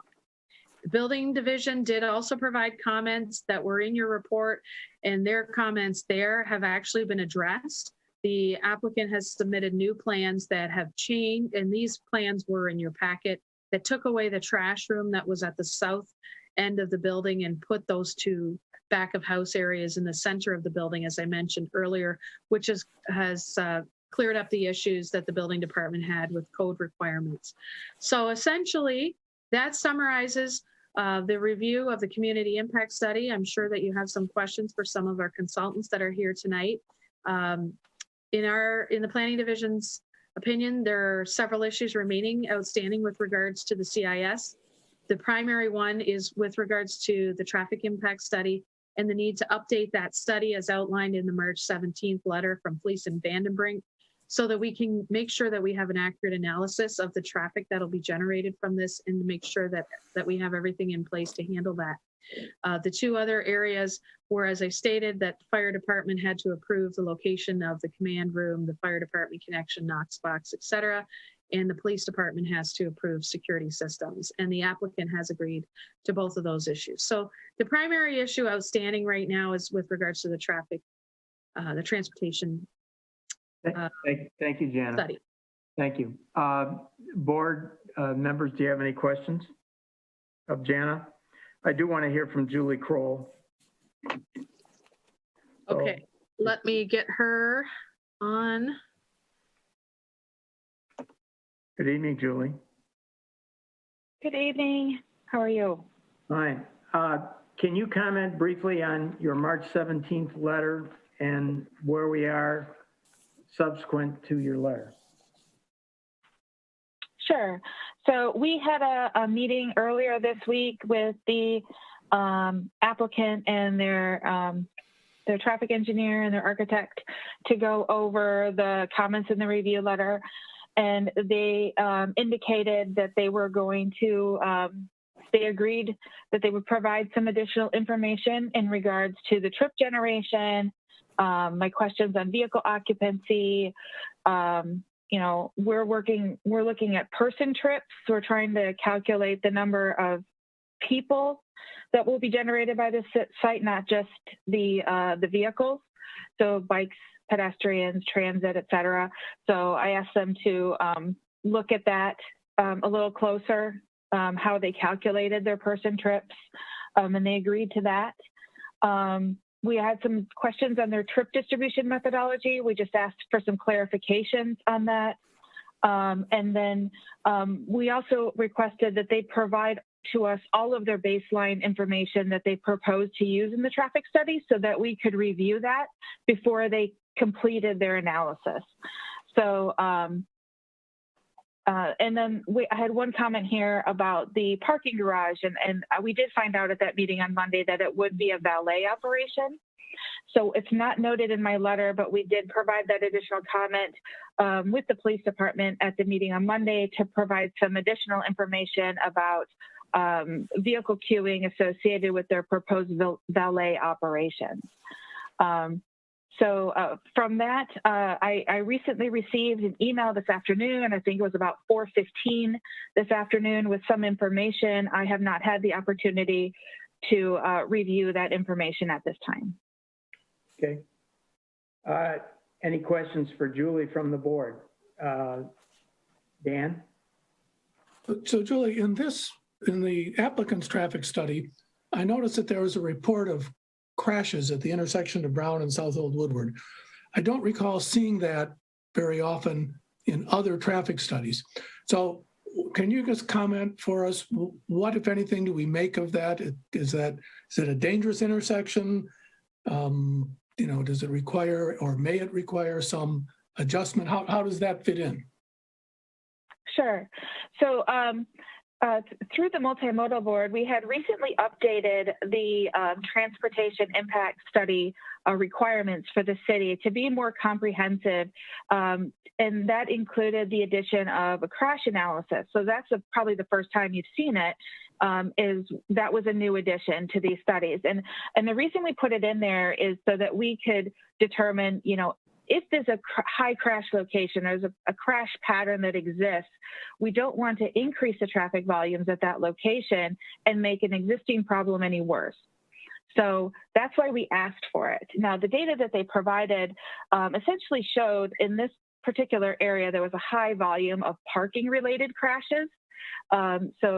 Vehicle backing, vehicles making U-turns to get into those angle parking spaces on South Old Woodward. So based on the results of the crash analysis, there was not very definitive mitigation measure for the existing crash pattern out there. They recommended looking at the no to U-turn signs, potentially some additional signage on there, but really it was mostly due to inattentive drivers and related to the parking along the corridor, mostly the angle parking. So I expect as part of the South Old Woodward project, the phase 3, that parking will be reviewed as part of that, including a further crash study along the corridor. So Mike, and this is, I'm way out of my knowledge zone here, but and I frankly, and this may be a site plan issue, but would it be conceivable to eliminate some of the angle parking right in front of the building to try and mitigate, because that's right up against the corner, which I would think would be a more high problem area than perhaps farther away from the signal? Sure, and I think that might come out in the valet evaluation, because that's where they're intending to put the valet parking, is right in front of the building. So they did indicate that they may have to look at taking out some of those spaces. I know they were trying not to, just to maintain the existing parking on South Old Woodward, but certainly that might help mitigate some of the parking crashes that are currently experienced on this corridor. And is that something that you'll be analyzing with them in your review of the updated traffic study or not? Yes, they're to provide that additional information about the valet operations as part of their updated analysis. Thank you. Okay. Bert, I think you had your hand up. No? Jason? Well, piggybacking on what Mr. Scher just said with regards to the valet operation, I think Jana mentioned something. Maybe it was the police department having a potential issue with queuing back up into Brown Street. All that is going to be figured in, I'm assuming, moving forward. I didn't see anything in Rose's letter regarding that at this time, but hopefully they will be providing that in the future. I was unaware that the underground parking garage was going to be used by the valet service. I was worried about vehicle queuing on Dane Street for citizens using it. Well, now I guess it's a question of, is the garage door going to cause queuing for the valet service? I'm assuming that will also be something that they can hopefully address moving forward with regards to the valet operation. Julie, I had some questions for you referring to your letter from March 17th regarding trip generation. You briefly mentioned that you guys had a meeting about trip generation, and you provided and you discussed, I see, 7 comments on trip generation. For my own benefit, maybe for everyone else, could you just briefly discuss how they did their trip generation by using the store in West Palm Beach versus the ITE recommendations and how that might move forward? And I guess that's maybe up to them, and you said they're going to resolve that, but I'm a little unclear on how that's going to work. And then also the restaurant use. Is there a better way to do it or a worse way, or do you have any opinions on that before the applicant comes up and maybe talks about that? Sure. So they used a store with trip generation that was calculated for a store in West Palm Beach, Florida, of this same type of development with the Restoration Hardware with the restaurant. And that particular store was larger at the 79,000 some square feet. So what they did is take the trip generation associated with that store and scaled it down to this size store. So essentially, half the trips generated by the West Palm Beach store would be here in Birmingham. And that's what they used in the traffic study. The concern with that is, West Palm Beach, Florida is not Birmingham, Michigan, and it's difficult to compare one-to-one. So we said, we offered them in the meeting, they could find three stores of the same type and calculate an average rate, and that's per ITE guidelines for calculating trip generation for a specific land use, or use the higher of either the restoration hardware site in West Palm Beach, or using the trip generation rates for furniture store plus the restaurant they're proposing. So what we're looking for is to provide a conservative analysis. I'd hate to go in and have them evaluate something much lower and have this be a very busy, popular site, and we've underrepresented the traffic. So we were trying to err on the side of caution and just provide, if it can be accommodated with the higher trip generation, then we know we'll be okay here. But, evaluating something lower is generally not recommended for doing this type of traffic study. Okay. Robin? Somebody needs to unmute Robin. Jason, I'm sorry, Jason, did I answer all your questions? Yeah, that did answer all my questions. And Mr. Chairman, if I could just ask one more question before we go over to Mr. Boyle. Julie, it's with regards to item number 9 from your review letter and level of service and summarized by approach versus movement. That was the first thing I picked up on looking at the row letter. Can you just briefly discuss that? And was that discussed at your meeting? And are they going to talk about addressing that moving forward? Yep, they agreed that would be no problem. They provided it by approach, and the reason I was asking for it by movement, because they did identify that there was some concern. They did have some left turn queuing on eastbound Brown Street for the left turns, but the level of service that was provided was only for the entire approach. So I couldn't see the level of service for that left turn movement. So if the left turn, for example, was a level service F, and we had the through movement was an A, it might average to a C, for example. So it wasn't we needed it a little bit more defined to make sure that we could provide that further analysis. I'm not saying that those were the numbers. I'm just saying we just asked for additional information. Okay. Thank you. That's it for me, Mr. Chairman. Okay, Robin? This question may be for Jana or Julie or perhaps the applicant. In the past 10 minutes, we've been discussing traffic movements, but these, from what I can gather from the analysis and from the conversation, were visitors to the facility, in other words, users of this new building. My question is more about the movement of trucks for this facility in terms of the furniture. It's a big space with 3 layers. There appears, from my reading of the plan, to only be one entry point. Has that been taken into account in terms of the transportation analysis? Are there issues that we should learn about from other RH facilities of this nature regarding truck movements for timing, for congestion issues and the like? Well, in regards to their transportation study, they did not include any information regarding heavy vehicles or their operations. So I would defer to the applicant regarding how they anticipate that to work. And if that's something that the planning board would like to see, we can ask them to put that in their transportation impact study. Thank you. Thank you, Robin. Anybody else on the board have questions or comments? Okay. Mr. Ratner, I know you had your hand up, but also Mr. Kokos had his hand up for about an hour and a half. And I think Mr. Kulka is with PM Environmental. So I don't know who wants to go first or whether Victor Soroki wants to go first on behalf of the applicant. Why don't you, I just turned on Mr. Kulka. well, let's turn on Mr. Ratner and Mr. Soroki also. Okay. They can decide who goes first, second, or third. Well, I'll go first. Can you hear me and see me? Are you going to answer the question on legal structure? If you're not going first. Oh, the environmental issues are. No, Mr. Ratner will go Mr. first. Mr. Chairman, if I could just speak, this is Victor Soroki. I'm going to let Rick address your first item on the ownership structure and legal arrangements. I think that's what you want to hear from first.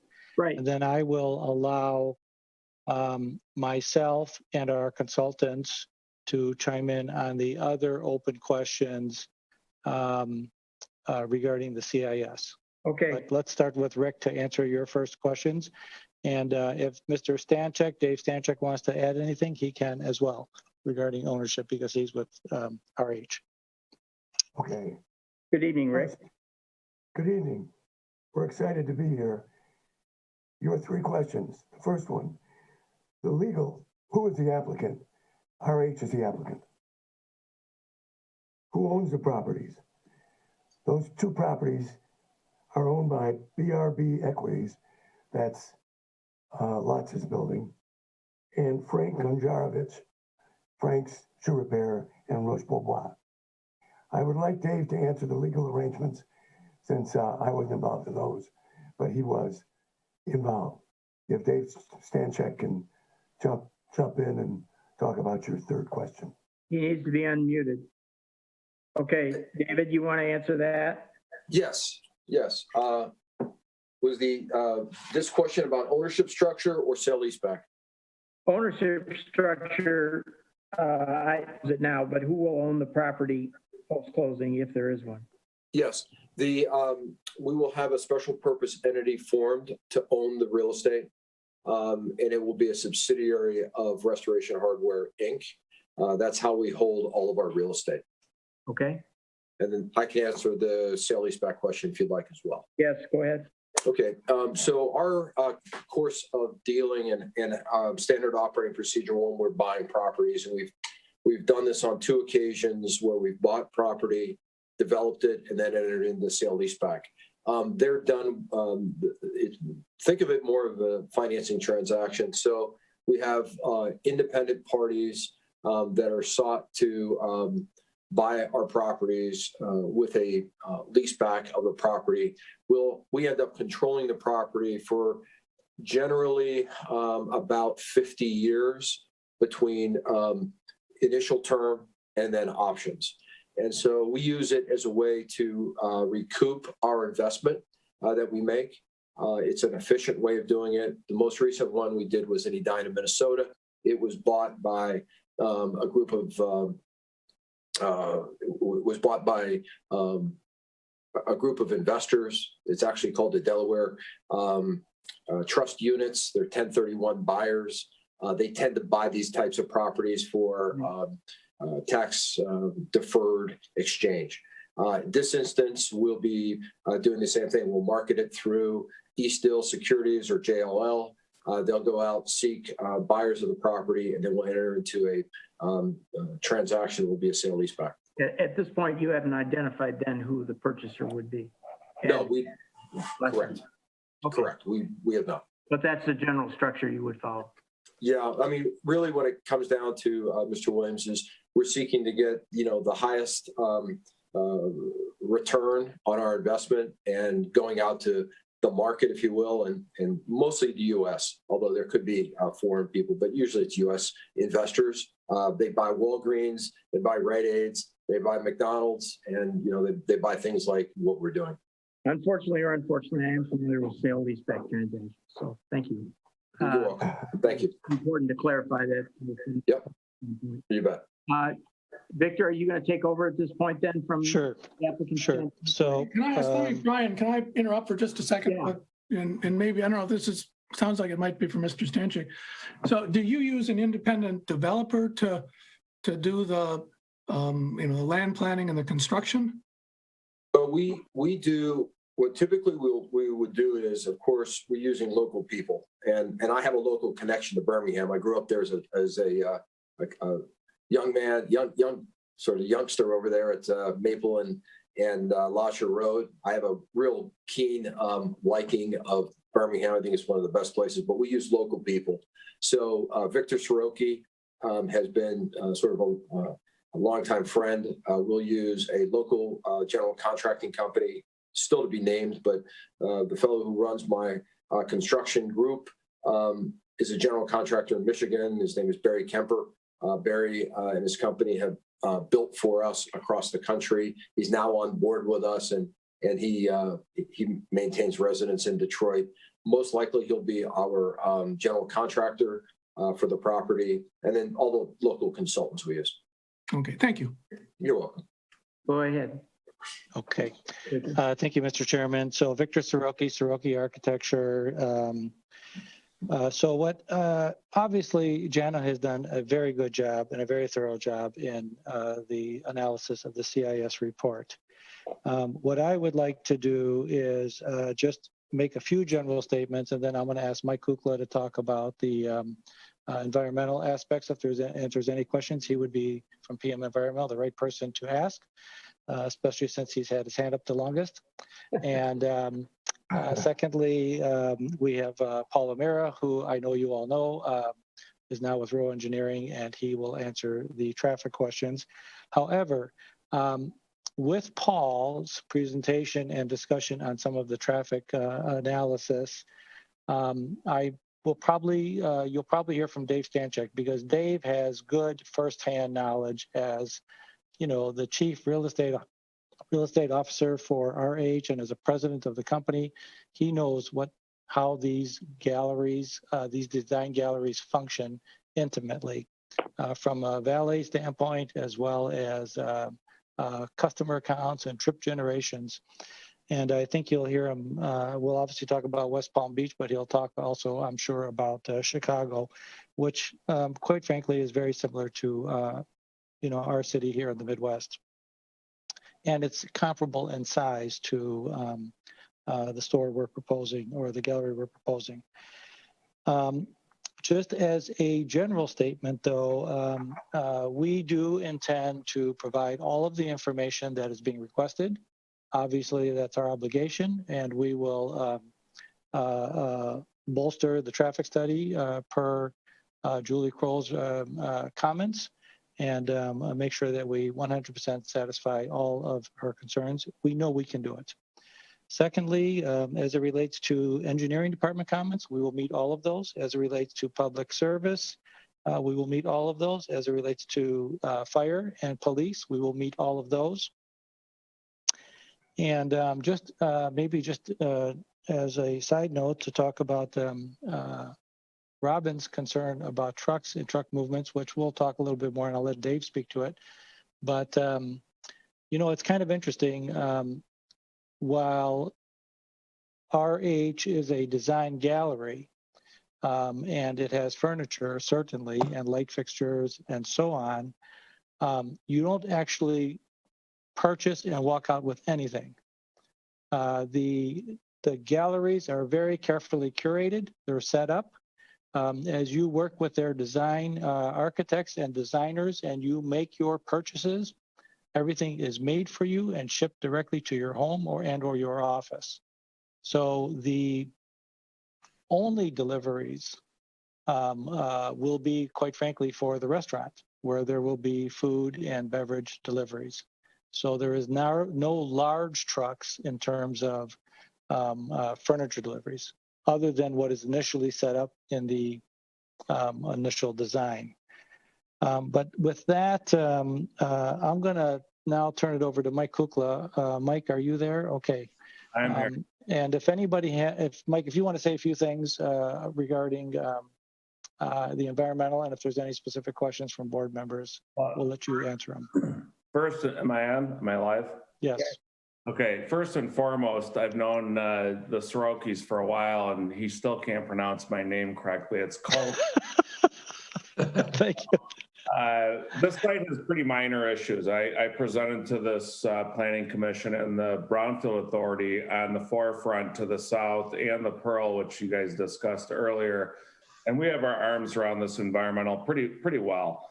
And we're going to remove and remediate everything to an acceptable standard to building residential. So it's really as simple as that. There are subsequent reports I can provide to Jana that show that we have this. It doesn't appear to be going off site. And it's for the history that Jana provided, it's, you know, there's really not that significant of a problem compared to other sites of urban history like this. So I'll just be quiet there and see if anyone has any questions. Dan has a question. So Mike, one of the things that jumped out at me was the lead level in that one boring. I forget the number, but it was kind of, I think, between the shoe repair place and Lutz. It was like multiple times above background. So I guess my question, it sounds like you may have some other borings or other data besides that. So I'm wondering what you think may have caused that high lead level, and B, how extensive it is, C, you know, what you plan on doing for remediation.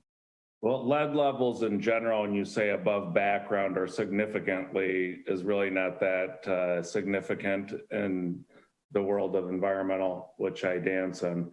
That lead level could be contributed to the former. There were 4 gas tanks in the front of the southeastern portion of the property that were removed. We did ground penetrating radar to confirm they were not there. There is some residual impact, and it's not heavy metals. It is primarily gasoline constituents, toluene, benzene. So that lead level is not anything that would preclude the development. It would not impact drinking water. This site is provided with city water, so that would not be an issue regardless. Anything that's above any applicable criteria will be remediated. All right, and did I understand right that you have some additional reports that weren't in the phase 1 that was attached? They are literally hot off the press. Like, okay. I just got them. I forwarded some to Victor today in case you wanted to look at them. Victor, I don't know if you have those. You can screen share, but we have our arms around this. It's not a huge problem. It's nothing that we can't accommodate with the development. And to Victor's comment on traffic, as when we worked on the Pearl, traffic of getting rid of a significant amount of soil was a huge issue. And I think Janet did a good job describing how we're going to deal with that in this redevelopment plan. So I guess the one thing I would ask you to do then is to get the additional material to Jana, and in an update to the CIS, if it's not already there, indicate that the developer will commit to remediate to residential criteria. I consider it done. I mean, Victor has the information. I can forward it tomorrow. Okay, thank you. Rick, you have your hand up. Rick Rath. No, I had a note to raise my hand, but I'll go when I'm called by Victor. Okay. Thank you, Mike, and I apologize about Kalka. So thank you for the correction. So now I think what we'll do is turn it over to Paul Amira to address some of the traffic concerns. And in addition to Paul, we have Brandon Hayes, who also was with Row Engineering. So between the two of them, maybe we want to unmute Brandon as well, Jenna, if that's okay, just in case there's anything additional he would like to add. So Paul, go ahead. All right. Good evening, board members. It's good to see you all again and have the opportunity to talk with you. We've been engaged with Victor Strokey to help out with this site, and Brandon Hayes did most of the number crunching, but I'll give a quick overview.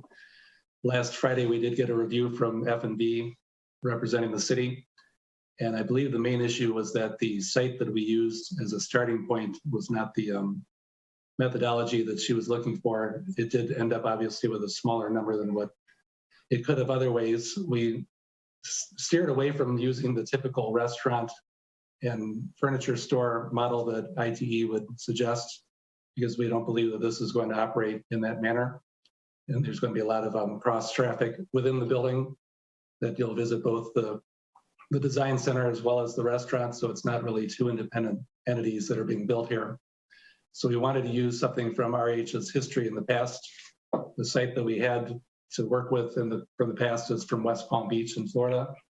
And it is a bit different environment, and it's also a much larger building. So we thought it was appropriate to tone down the numbers accordingly. And Julie asked us to not do that. She asked us to either use those numbers straight up, even though it's about a 35% larger building in West Palm Beach, or else use the typical furniture store and restaurant model. Or the third option, which we were preferring, would be to try to find 3 RH sites that are similar to this, that are already operating, and use those as an average.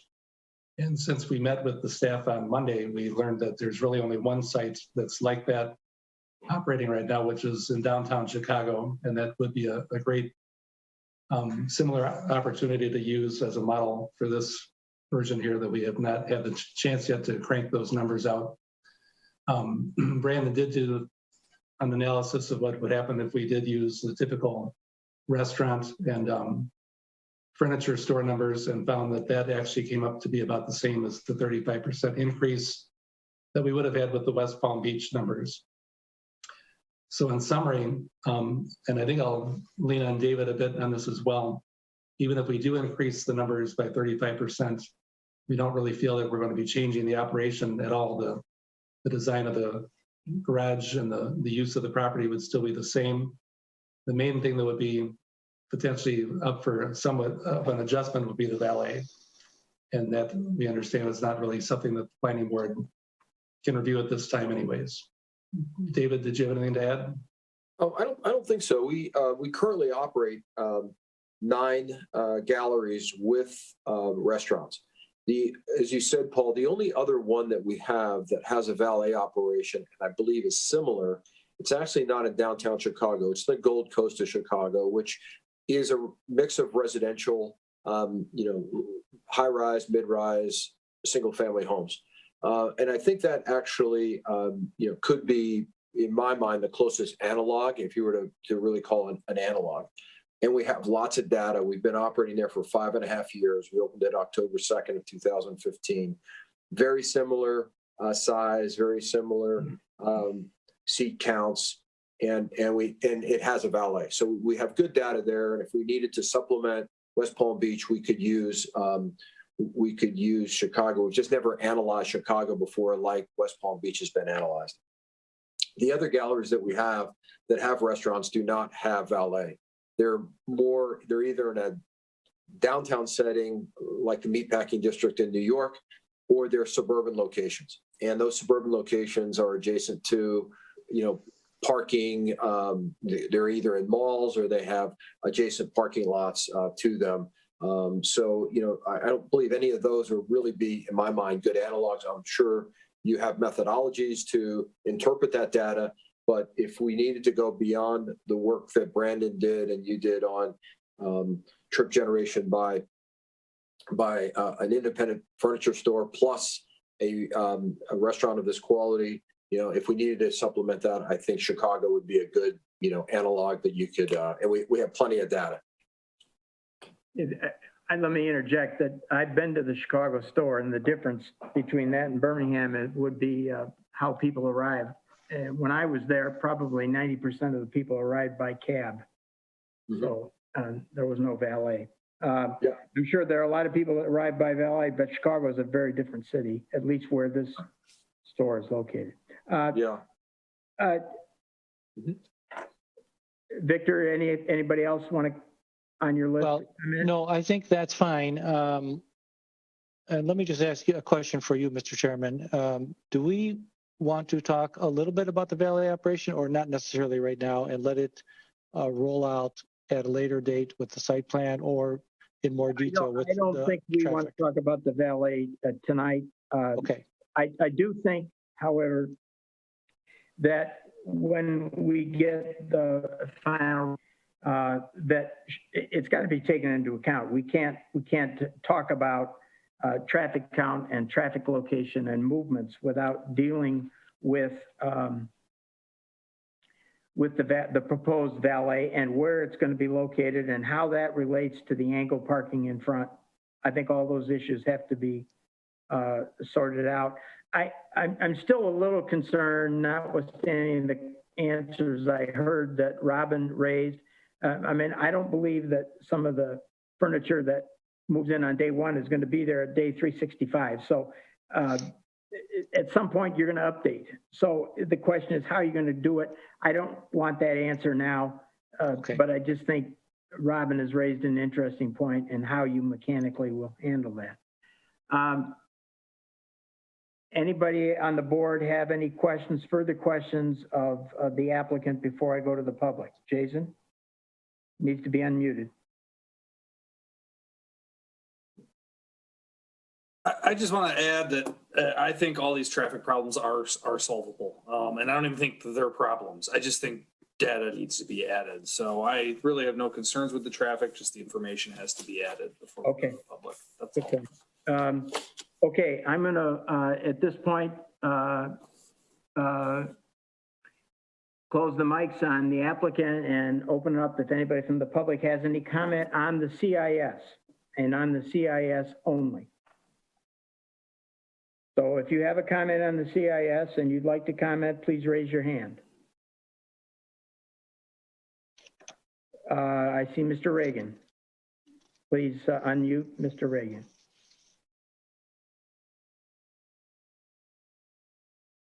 Yes, thank you. You know, I'm kind of wondering what ordinance this project does comply with. It's probably easier to start with where it does comply rather than where the non-compliances are. There are so many issues with the design of this project, but in particular, the one that seems to concern me most is the impact on the neighborhood. We are now moving south of Brown. There's only been vague references to how the cars will get there, where they will park. And yes, I understand they're in the parking district, but yet we're talking about 50,000 square feet and a building that's going to provide how many? 24 parking spaces. Now, you've just seen the near completion of the Daxton, yet another building that has very similar problems with it, lack of parking. So you're going to double down on data which are unknown. You know, the last time I addressed this issue with the planning board, I was told, well, it's in the parking district, so we don't even have to consider it. That's like saying I've still got checks in my checking book, so I don't have to balance my account. You're out of parking, but yet you're acting as though you have some. You don't. So it's a really serious concern. Another thing that I'd like to reiterate is that the data on the traffic study. These cars have got to get here somehow. Now, here again, I'm concerned about my neighborhood. You know, where are these cars going to gain access and leave to? You know, I just don't get it. And finally, the D3 to D4 rezoning. You know, not on the agenda. Not on the agenda. Well, we won't have to talk about it. You'll get a chance someday. I'm sure I will. Thank you. Anybody else in the public have a comment? Mr. Bloom. Hello, good evening, everyone. And I'd like to thank the members of the planning board for the thoughtful questions that they are asking and reviewing this. I have two questions on the CIS, and then I would make a comment. The first is, it appears that there are some parking spaces at, I really couldn't tell from the graphic that Ms. Eckert was showing earlier. How many spaces are being lost on the site? If the current site is, or the sites are knocked down, the lot combinations, the lot splits happen, the building gets built, how many spaces are being lost? So I understand there's 24 spaces in the building. So what's the net in terms of this particular site, what's the net addition or subtraction to parking spaces in Birmingham? The second question I have is, who paid for the community impact study? I note that there was a company in Lansing that the study was sent to. So I'd like to know if that was the company and what the name of that company was, and if there are any plans or intention for that company or the owners of that company to become involved in this project as an investor or landowner. Thank you. I think, Victor, if you could comment on both questions. You need to be unmuted. Thank you. RH paid for the CIS, and they will continue to pay for all of the work that all the professional consultants will be doing here. 100%. Do you have an answer on the net parking spaces? I don't have. And the lot combination and the lot split is not really in our jurisdiction. I just counted from the photo, from the aerial photo, and it looks to be 24 to 24. Now that's not my final answer, I guess, but that's a quick guess. I think it's 21, Jana, from the parking spaces lost on the Lutz site. On 21. The site, and 24 gained underground. That's correct. So in that's 3? Right. Now, there are some spaces, just to be fully transparent, lost in the lot combination and lot splits with the Caldwell Banker site. So that site had 57 spaces, and with the rearrangement of the lot splits, they will have 46 spaces. So there's a loss of 11 spaces on their site. Okay, thank you. Mm-hmm. Anyone else from the public have a question or comment? Okay, I'm gonna bring it back to the board at this point. I don't see any other hands raised. Do you see any, Jana? Okay, back to the board. I will share with you my thoughts because we need to get moving if we're gonna finish before 3 a.m. I think the issue of the traffic study is significant, and my preference would be that we certainly allow Julie the opportunity to review the materials that Paul and others submit to her and work towards that end. I also think it's probably important because I don't think traffic is necessarily Jana's expertise. Jason, if you would be willing and able to work with Julie, then I think the board would have some direct input into the traffic issue. So I'd appreciate it if you would undertake that, if you'd be so inclined. You are an engineer by training and certainly more qualified than any of our lawyer representatives. Yeah, I can certainly help with that if requested. Any board discussion at this point that people want to raise where we are on the CIS? Dan? I just want to compliment the applicant. It's a very well done, thorough study. There are to me, just a couple of issues that need some refinement, the traffic being one, and just the little additional documentation I asked about in the environmental, being the other. So, I mean, my suggestion would be that we not act at this point, but rather put it over. I'm guessing the next meeting would be the 28th of April. We put it over to that. Victor, or maybe the question is really a Paul. So if somebody can unmute Paul O'Mara. I didn't recognize you, by the way, Paul. Yeah, I guess I've aged a lot, huh? Yeah. You got a lot of stuff growing out of your chin. How complicated is this process going to be? And probably somebody ought to unmute Julie also. And if we could unmute Brandon as well. Sure. I would like to get this moving in terms of resolution, and I do think it's important from the board standpoint, at least from my perspective, that Jason be involved from our standpoint so that we will speed the process, I think, along, hopefully towards resolution when we next meet on this. Is that acceptable? Well, I guess I'm not clear what you're saying. We'd like to not have this be an issue that holds up the approval. It won't hold up the rest of the process, but we're not ready to move on it tonight. Okay. Okay, other points on the board? Anybody else have a comment?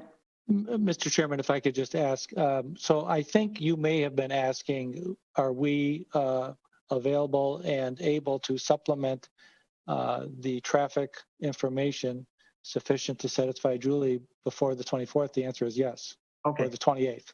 Yes. Okay, that is my question. Okay. Anybody else on the board have a question at this point?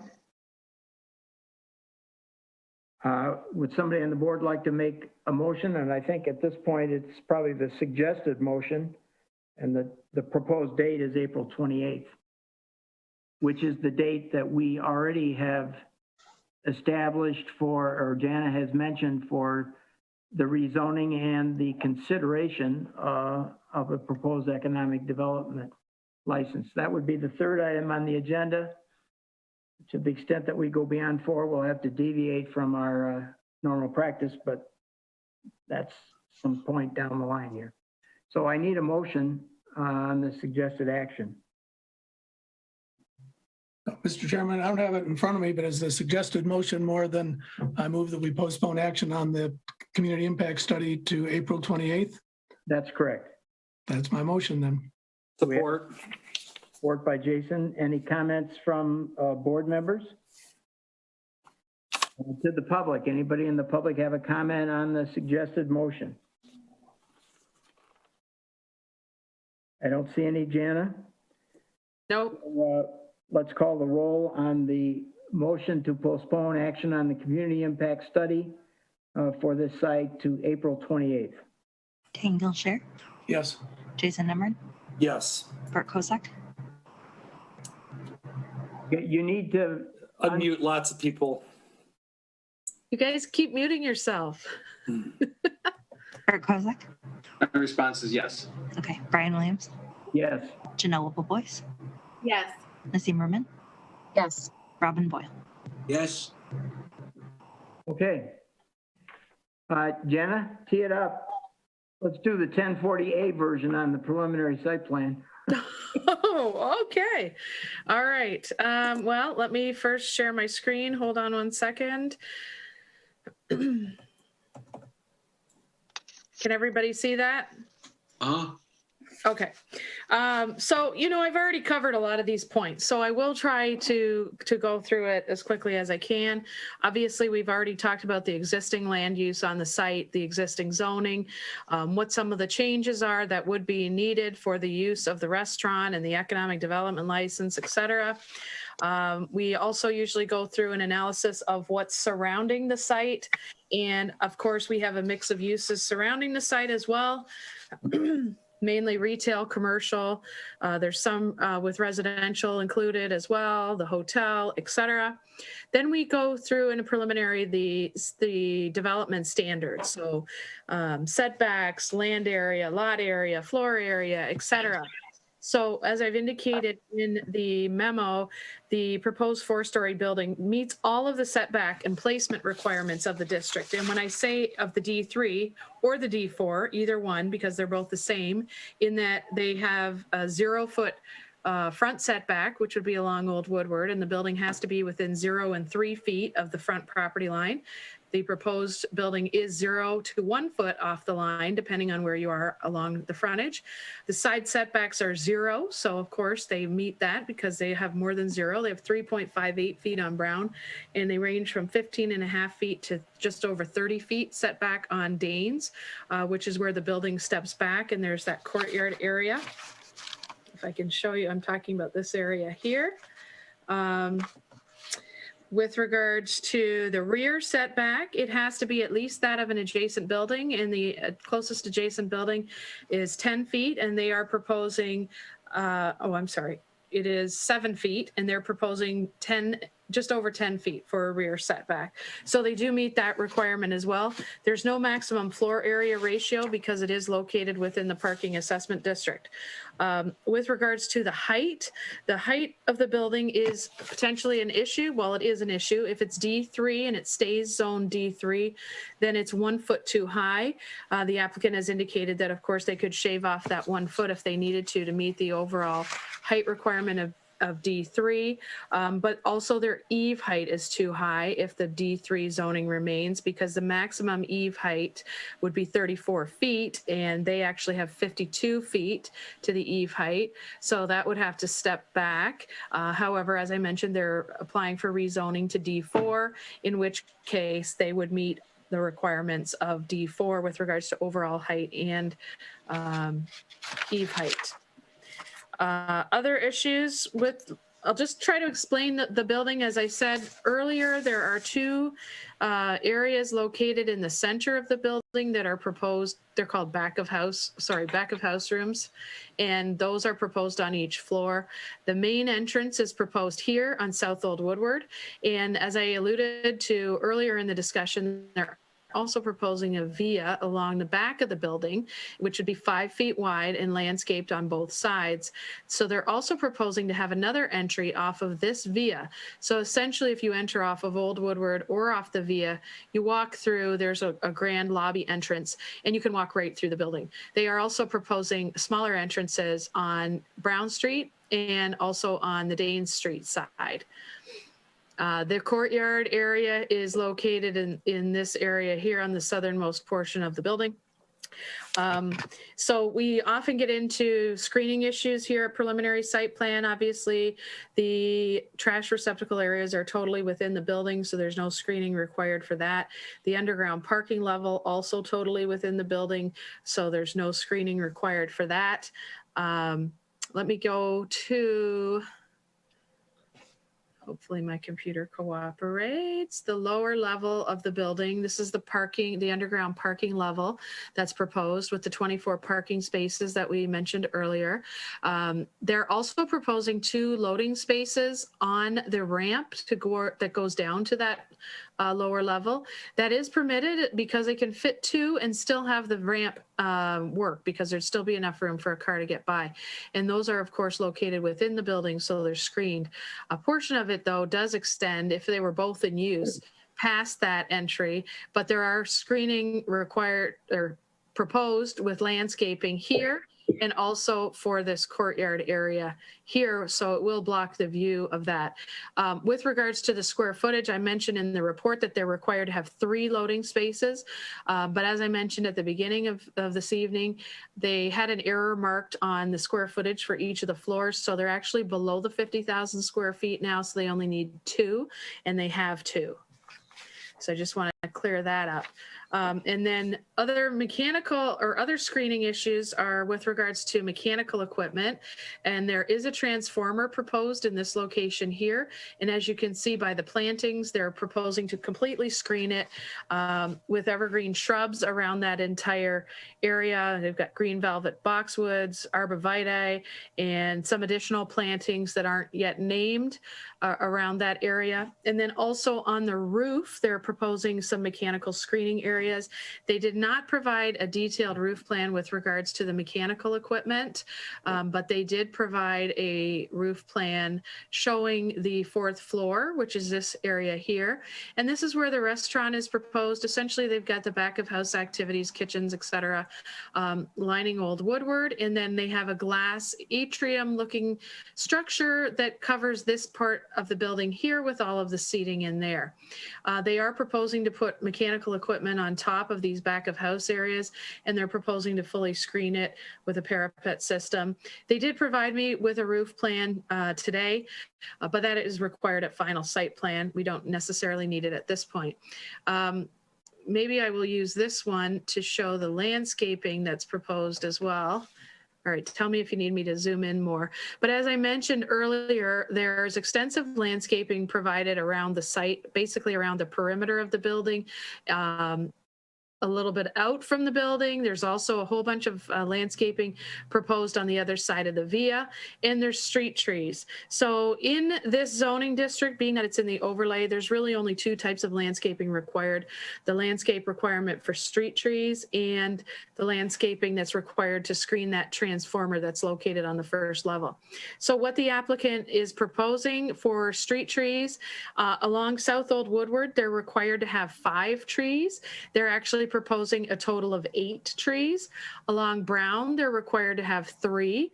And that is what they're proposing along this site. And then they're also showing another one on this adjacent site. And then along Danes, they're required to have 3 street trees. However, they will have to seek a waiver from the arborist because there is not enough room along Danes Street to provide street trees. There's a 6.5-foot wide sidewalk, and you just can't maintain the 5-foot pedestrian path if you have street trees. So in the past, the arborist has given a waiver for that. I will mention, however, that there are 3 trees located here, and they would be required to have 3 street trees where there's room in the right of way, but they're proposing them in this courtyard area. So while they're not in the right of way and along the public property, they are located right inside this enclosed courtyard area. So they act sort of as street trees and do green up and soften that side of it, of the elevation of the building. As I indicated, the full details on the landscaping will be reviewed at final site plan. But I mentioned during an earlier part of the presentation that along this via, there are extensive plantings along the building itself. There are extensive plantings on this site right along here, broken up by some courtyard areas with some seating here, here, and here. However, this divided line here is the proposed property line if the lot splits and lot combination was to go through. So these changes here that are shown with the new landscaping in the courtyards are not on this site and are not being discussed tonight. So this is the one that I mentioned, that this site over here would have to come and get planning approval for these changes to the landscaping that are on this site. That is not part of the discussion tonight because we're limiting our discussion tonight to this new site or parcel that would be created after the lot splits and lot combination.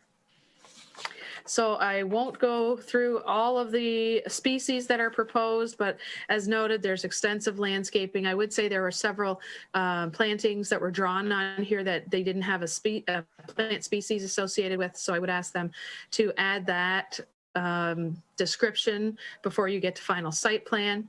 And in this area here, this courtyard, there's the 3 large trees, there's some smaller shrubs and plantings. This area here is proposed to be surrounded by a screen wall. And let's see if I can get to an elevation to show you what that would look like. Well, here you go. You can see it in this area here. The requirement is that in the downtown overlay district, as I was mentioning earlier about the street wall and the requirements there, the buildings are supposed to line the entire street. Oh, I'm going to try to get this to shift over a bit. There we go. Buildings are required to provide a street wall and create that pedestrian environment on the street. So they're supposed to extend the full width of the lot. So you can see where I mentioned there is a setback here that varies along here. They are proposing a screen wall. The ordinance requires that if you don't have a building facade along the entire frontage, you must have a screen wall, and it must be between 2.5 and 3.5 feet in height. So they are proposing this screen wall here, which is brick with masonry cap, as well as openings in that screen wall for metal fencing. And that's to create a more open effect so that people walking by on the sidewalk can see into the courtyard and people on the courtyard can see out. They are meeting the 3.5 foot high height requirement. But generally speaking, screen walls are solid. So the planning board might like to look at the size and extent of these openings here. They do have the metal fencing in between, and openings are permitted for vehicular or pedestrian access, but these ones are, as proposed, do not actually have any access there for cars or pedestrians, obviously. With regards to the streetscape elements that we were referring to earlier, I'll go back to the site plan. The applicant is proposing all of the streetscape requirements necessary, and that includes, hold on. I'm gonna get this all back up on the screen for you.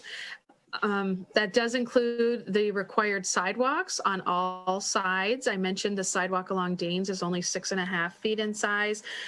They're proposing along South Old Woodward a sidewalk that if you measure from the building over to the edge of curb, it's 15 feet, and the walking path is approximately 8 feet. And then they're proposing some landscape raised planter beds here with street trees in it as well. On the Brown Street side, they're also proposing 13-foot wide sidewalk here with a walking path that is 7.5 feet wide, and then the street trees lining here. Again, as I mentioned earlier, they're required to have 1 street tree per every 40 feet of frontage, and they've got that along South Old Woodward and Brown.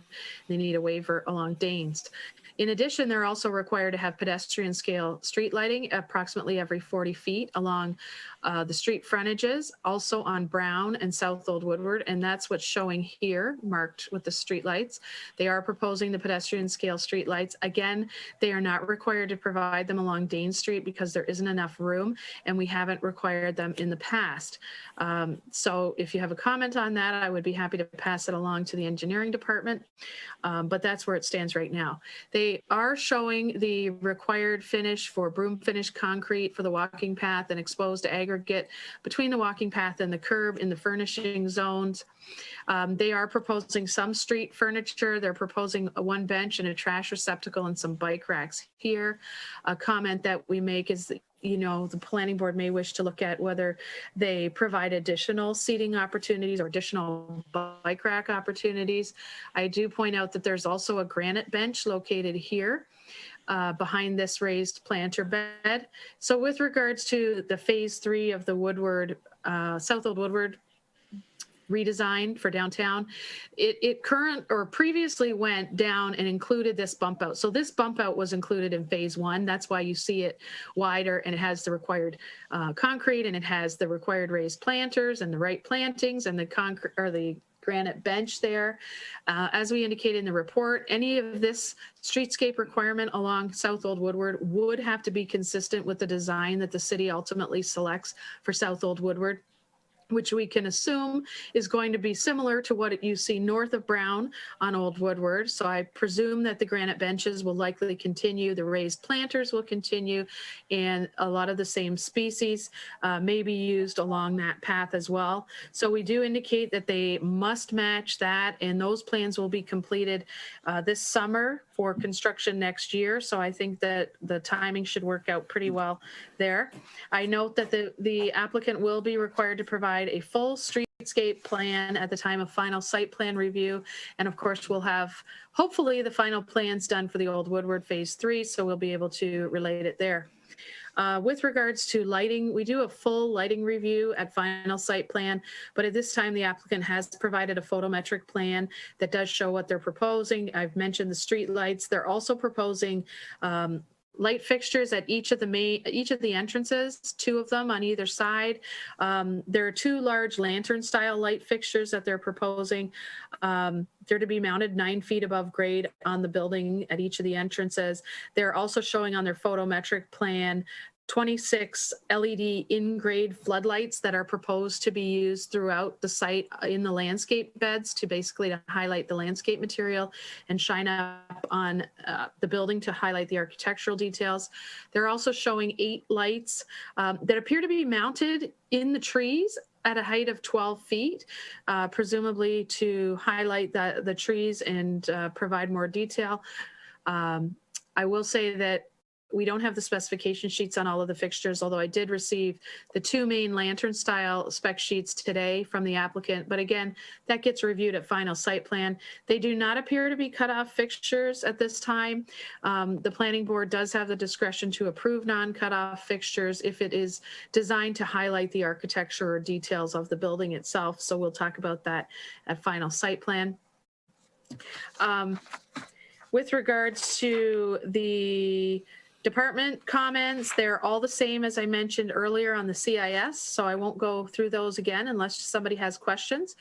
Then when you look at the parking and access for the site, as I mentioned, there is an access ramp down here that's proposed off of Danes Street. There's an existing curb cut on Danes over in this area. It'll be relocated slightly to the west here. There's an existing curb cut in this location here for the Lutz site that'll be closed, and there's an existing curb cut over here for vehicles that'll also be closed. So the only vehicular access point to the site is right here, and that's for both the loading zones and for the parking level that's located underground. Pedestrian access, as I mentioned, there's doors and main entries on all sides of the building. There's the main door here on Old Woodward that opens all the way through to the pedestrian via. There is an entrance on Dane Street, which is more private and provides access to the courtyard, which the courtyard is open, so you could walk into the courtyard. It's not completely sealed off from the street, although it is tucked away. There's also a main entrance on this north facade as well. And all of the entrances, of course, are directly accessible from the city sidewalk as they are required to be. I mentioned earlier that there was an issue with regards to the location of the dumpster room that was the trash room that was previously located here, and that caused a circulation issue within the building that didn't meet the building code, but they've revised their plans to include these trash receptacle areas here and change the location of the egress hall, et cetera. So they've addressed that. And then with regards to the design of the building, as you know, we generally review the design at final site plan and design review. But I am going to put up a drawing here that shows, let my computer catch up, a rendering of the building as it's proposed.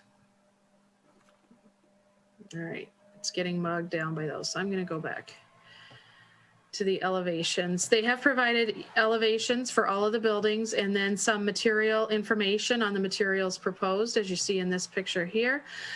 With regards to the elevation of the building, they are proposing this Norman reddish brown color brick for the main body of the building.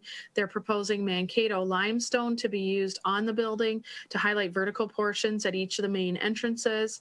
They're proposing Hope steel windows to be used for all windows and doors on the building.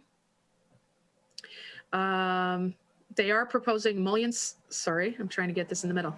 They are proposing mullion systems on all of the windows, which is also required by the overlay district. Then they're proposing stucco for the accent areas on the upper portions of the building, real stucco, not drive it, EFIS, et cetera. They're proposing black metal awnings on the first floor and on some of the upper floors, as well as the black metal railings, because many of these windows are proposed to be operable so they can open them and get the fresh air flowing through the building. They are proposing clear glazing on all of the windows on the building. The only exception is on the top floor. As I mentioned, there's a glass conservatory type of enclosure for the restaurant area there. This will be clear glazing, but the roof structure itself will be tinted to stop some of the heat buildup and so on within that structure. Now, as I said, we'll do a full design review at final, but just in general, it appears that they have a lot of glazing on the building. They have a vertical proportions on the building as required by the overlay. It appears that they have their required 70% glazing along the first floor. They have the clear glass. They don't have any main or blank walls facing a public street. The balconies and railings are made of metal as is required in the overlay. And it appears that at least 90% of the exterior finish is brick limestone and glass, which is also a requirement of the overlay district. So they do appear to meet most of the design standards just at a cursory glance at this point. I will indicate that there is some signage shown in this area here, and we'll review that at final site plan as well.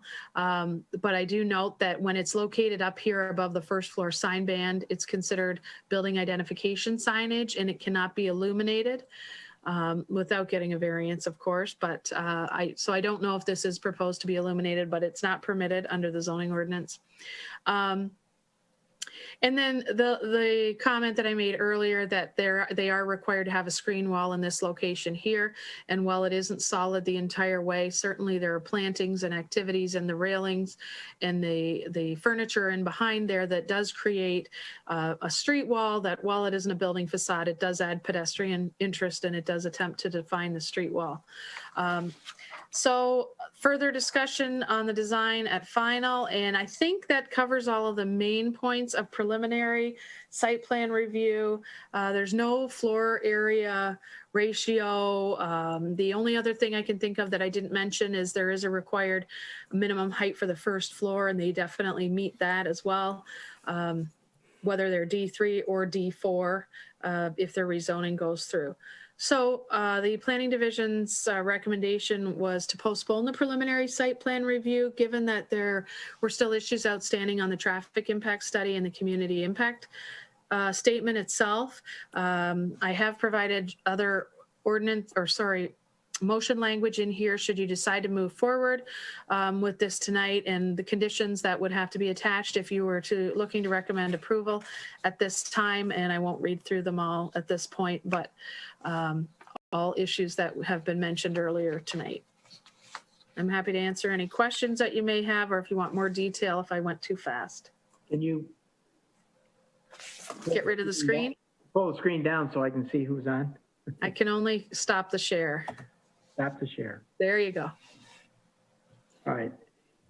Questions from board members?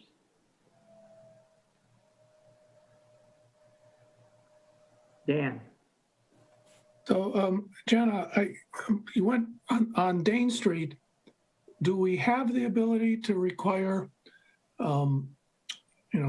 sidewalk or street lighting, whatever you call it? Because I'm a little concerned or wondering about illumination on that part of the sidewalk that returns westward on Danes for people who might be wanting to either walk into that courtyard or use that entrance in the evening hours, and whether there's enough light there for both safety, comfort, convenience, what have you. I will say that there is extensive landscape lighting provided throughout the courtyard that will give enough light at least so that you'll be able to see where you're going. I share your concern about the street lighting along Danes, but there's not a lot of room. I'm happy to go back to the engineering department and talk to them about that before we come for final site plan approval. Okay, if you would, or if maybe there's some other solution, because my sense, obviously I don't have a full grasp of this, but it seems to me that while there may be enough lighting for people walking in and out of the courtyard, folks walking along, while they're walking along the sidewalk, may be in a little bit of dark. Point. Any other board questions? Jason? Jana, you mentioned we're not going to talk about the seating areas kind of behind the building, off-site on the other property, but it seems like those seating areas are dedicated to RH. And I'm fine with not talking about it today. It just seems odd that a site plan for another project, which is going to install landscaping amenities on it, benefiting the neighbor, it just seems like an odd arrangement to me. I don't have a problem with it. I'm just curious about it. Let me say, if I said that we can't talk about it, I'm sorry, I misspoke. You can talk about it, but it's not included in the approval for this site. It would have to be dealt with separately because it's on the adjoining property. Yeah, and I have no problem with it. I just thought that was a little odd, and that's all. That we couldn't talk about it, that is. So I guess my question to the applicant would be then, is there going to be some kind of easement or agreement between adjacent property owners for shared use of that area? So I'm sure Victor can talk about that when the time comes. Any other board questions of Jana? If not, Please unmute Victor. Okay. Thank you very much. Again, Jana, excellent presentation. I will try to not repeat what Jana has described. Obviously, we're very excited about this proposal, and this is our second time trying to bring RH back. This is a world-class company. And when I mean world-class, they are now all over the world. And we're just very lucky and fortunate to have them. It will be a very high caliber building and design that both inside and out, I think is exciting. Just for some clarification, I just want to mention one thing. I think Jana mentioned about the eave height at 34 feet in D3. I think she said 34 feet, but that's actually, Jana, I believe D2. D3 allows 46 feet. We are still a little bit higher than that, but it's not quite as bad as it sounded. So just for clarification. As she mentioned, we did include a roof plan. We'll talk more about that at final.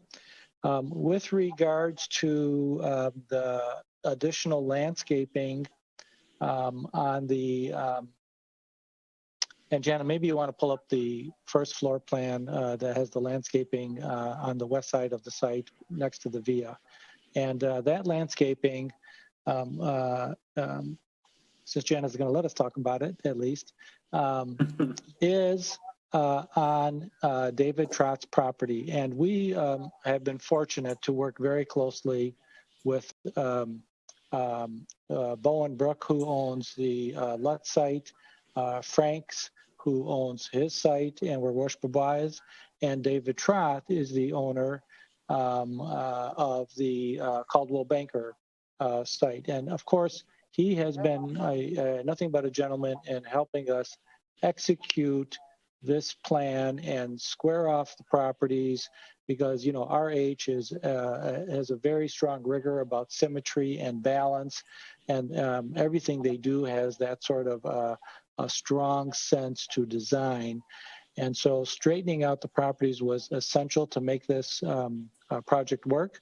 And Mr. Trott has also been agreeable to allow us to provide some of the landscaping that, quite frankly, RH will pay for, because it's an enhancement to what they try to accomplish as a company and as a brand and as a design store or gallery, that they will take care of the landscape improvements on the Trott parcel.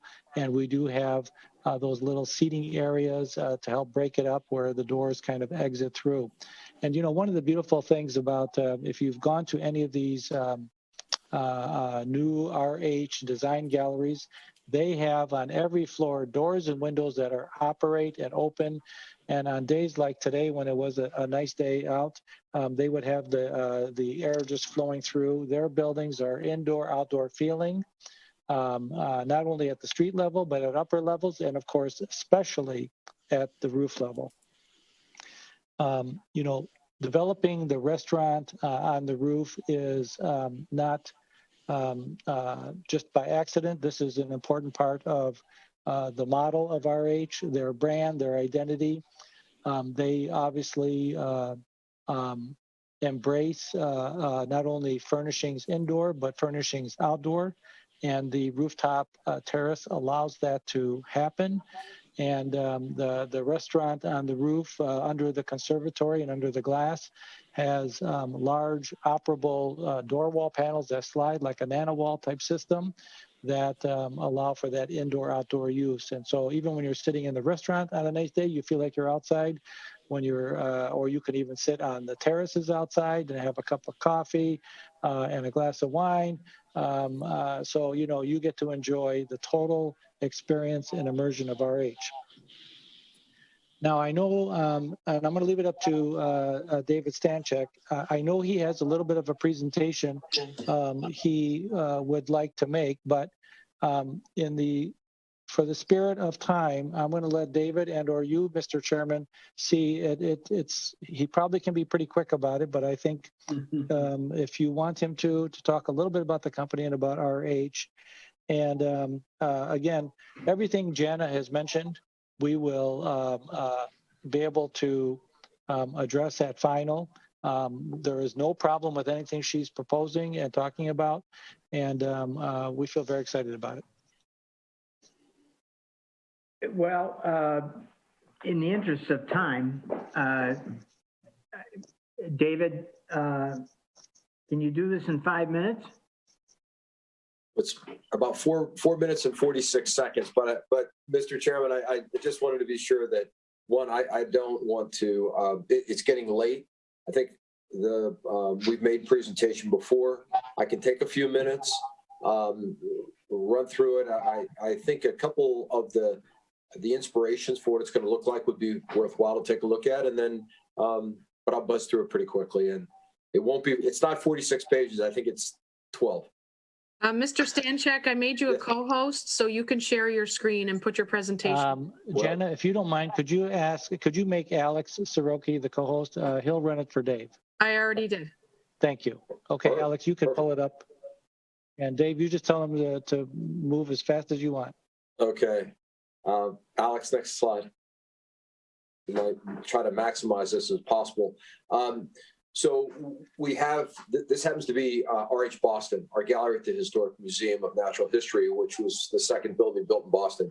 Just as an aside, we'd say either we find great architecture and historically take these historic structures and adapt them, or we create great architecture. And we're talking about creating great architecture in Birmingham, but this is an absolutely stunning building. This is RH Chicago, which I had mentioned, and the chairman has been there. I'm not sure who else has. It's 4 levels indoor, 1 rooftop, and a basement. But it's an amazing structure that we brought back to life. It was mothballed for over 20 years.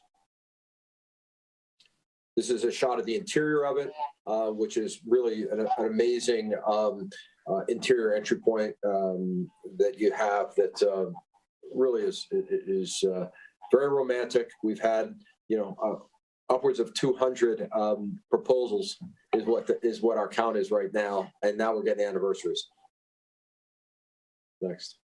This is RH New York in the Meatpacking District, which is, a juxtaposition of historic on the first and second levels, and then new structure that we our interpretation of the overhead L train that used to run here in Meatpacking. This is a beautiful shot of the interior. We plan on having some really amazing vertical features in Birmingham with the stores, the levels that we have. Next. International. So this is for Robin. So we bought a 73-acre estate in South Northamptonshire. Mr. Boyle, this is for you. We have a couple in England. I had to pop in for you. This is out near Oxford University, and it's a beautiful 17th century grade 1 listed historic structure that will open next year. This is in the Mayfair area of London. Savile Row is on the right-hand side of this building, and it's across from the museum, the Academy of Arts, the Royal Academy of Arts. Quite an amazing building, again, early 18th century. This is a rooftop shot of it. Foster and Partners is our architects, and Sir Norman Foster is been knighted there in England, and quite a great architect. This is a redo of that building. This is our gallery that will open on the Champs-Élysées in Paris. It's quite a beautiful structure, and next we'll show you the rooftop that we'll be doing. We'll be creating a rooftop on the top floor that'll have views of the Eiffel Tower, and then below it will be a terraced restaurant.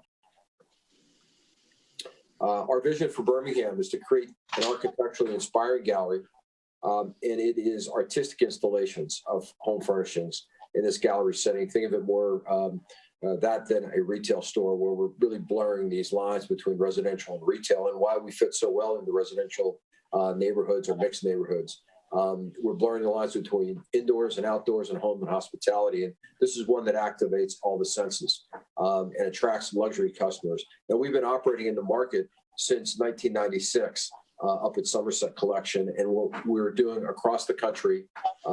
We've done approximately 20 of these already. We have another 40 to go, but we're taking what was at Somerset Mall and reimagining it into this beautiful installation in Birmingham. Next. This is what it'll look like, and we've begun to do a little enhancement by having this shown at night. But what you'll see from the street will be this beautiful chandelier that will be at the top of the gallery. And I just want to, if I can, Dave, Yes. This is a rendering of our building. This is Birmingham, not another location. So I just wanted to be very clear about that. You could see how beautiful this building really will be. That is the view on South Old Woodward. Yes. Thanks, Victor. And then next, I want to just show you an inspiration shot. This is actually the rooftop at West Palm Beach, and this has inspired us to build more like this, and Birmingham will have this sort of a feel. And then wine vault, very important. While we're getting a liquor license, we don't have a bar, and we don't sell mixed drinks. We sell wines. We have a rich heritage in the Napa Valley, near where our corporate headquarters are, where we operate RH Yountville. So we'll have really great wines and champagnes, and no bar, and this will be restaurant. This happens to be West Palm Beach. And then lastly, that's it. Thank you. Thank you. Okay, anything else, Victor? Mr. Chairman, I'll again now going to say we did have a presentation by Rick Ratner, which talks about the big picture process. And again, in the spirit of time, I don't want to take too much time, but let me comment. Go ahead. I don't want to deprive Rick of his opportunity, but we do have 3 matters now already scheduled for the 28th of April, 2 of which we have not even seen or talked about yet. One is rezoning, the other is economic development license. I'm sure Rick is going to have comments on both of those to a great degree. So frankly, I would prefer, and we will attack them in that order. On the 28th, the first item, and Jana will set it, but it will either be rezoning or economic development. I think rezoning is appropriately first. But before that, I do have a member of the public that wants to ask a question or make a comment. So I'm going to go to them at this point, and then come back to the board. JJA phone, iPhone 10. Please identify who you are and where you're a resident. Good evening. It's Jim Arpin from Birmingham Place. I'm president of the association across the street from the project. I wanted to make a couple comments. Definitely not for or against the project. I visited your Nashville and Atlanta stores after not being able to absorb the full 900 pages that came out to the public last Friday. It's tough to make any sort of a decision at this particular time.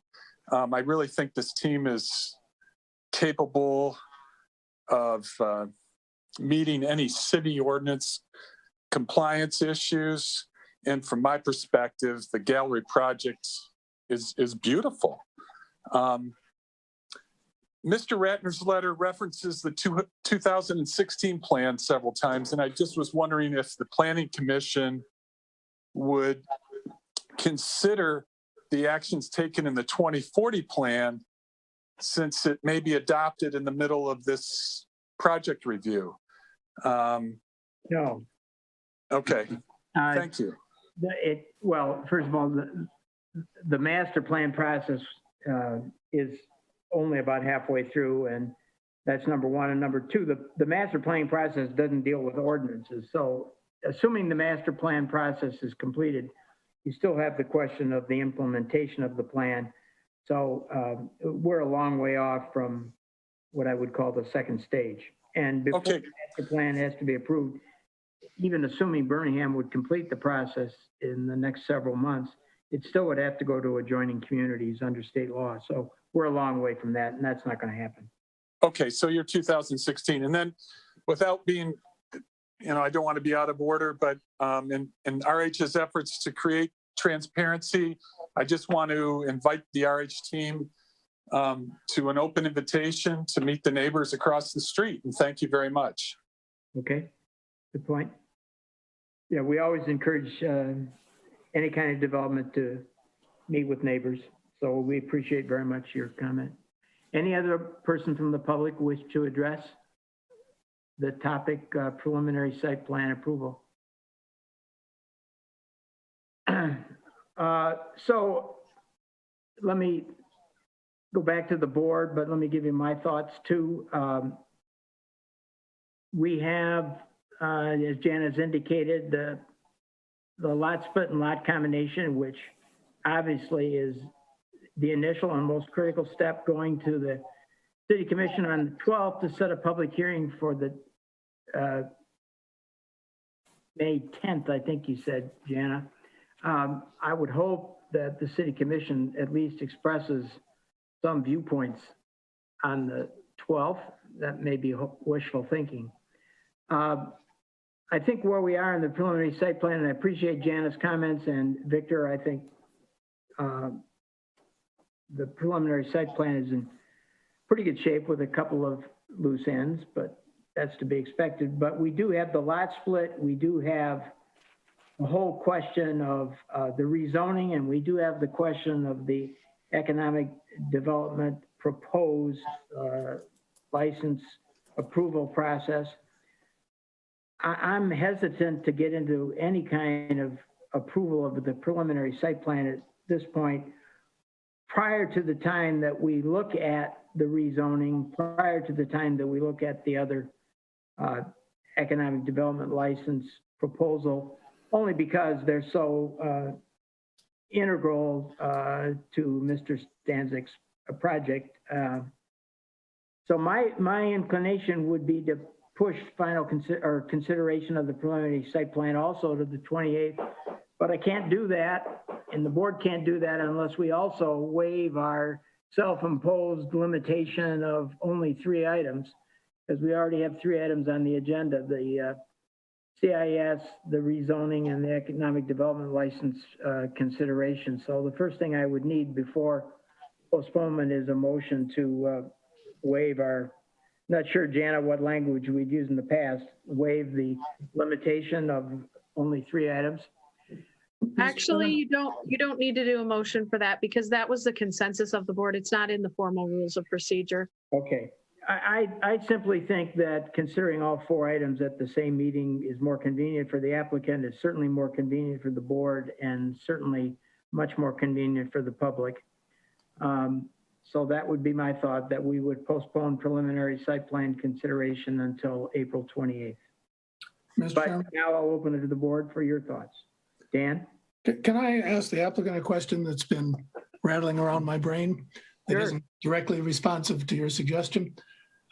I guess to the applicant team, given the complexity that is added by the 4th story in the restaurant, have you considered doing a 3-story building that gets all of your retail in and doesn't need a rezoning and a liquor license?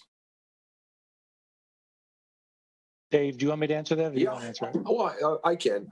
First of all, the restaurant and the liquor license are extremely important. And this is a formula and a model that we've followed. And frankly, we think it's emotionally, we kind of look at everything. What's the emotional, strategic, and financial value? Emotional being number 1. We think it creates such a romantic atmosphere, such an important atmosphere.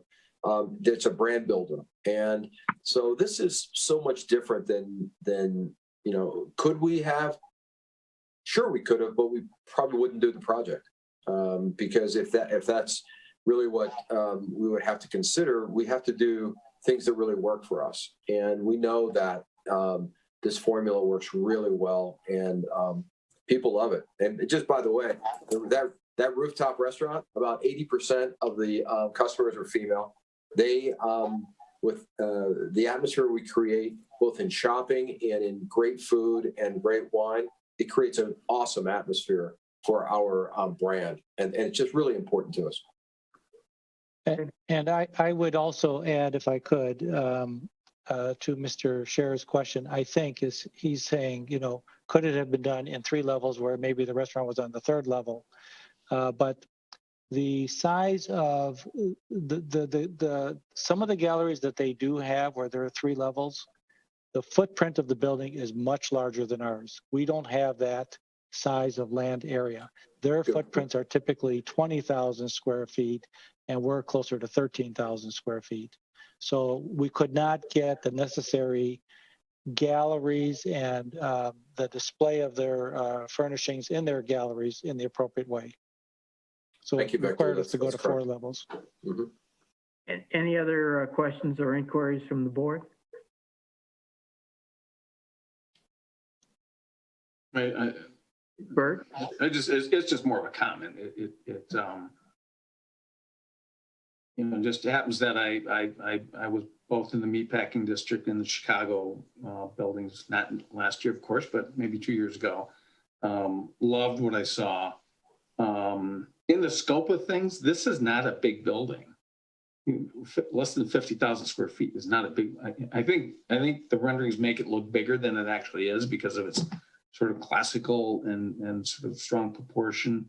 To your point, Victor, I mean, the uppermost floor is actually not a full floor. It's something less than that.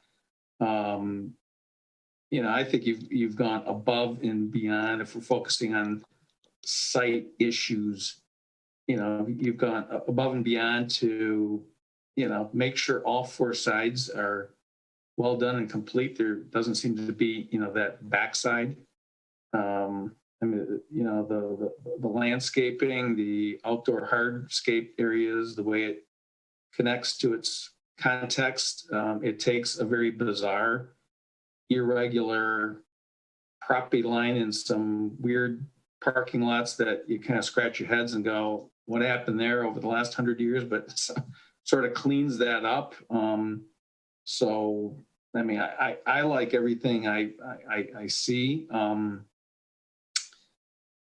You know, your challenge, I think, is the rezoning or whatever. And I think the graphics you have shown depicts how it transitions from the Daxton to your building, you know, and it's not bumping up against, you know, a single family house.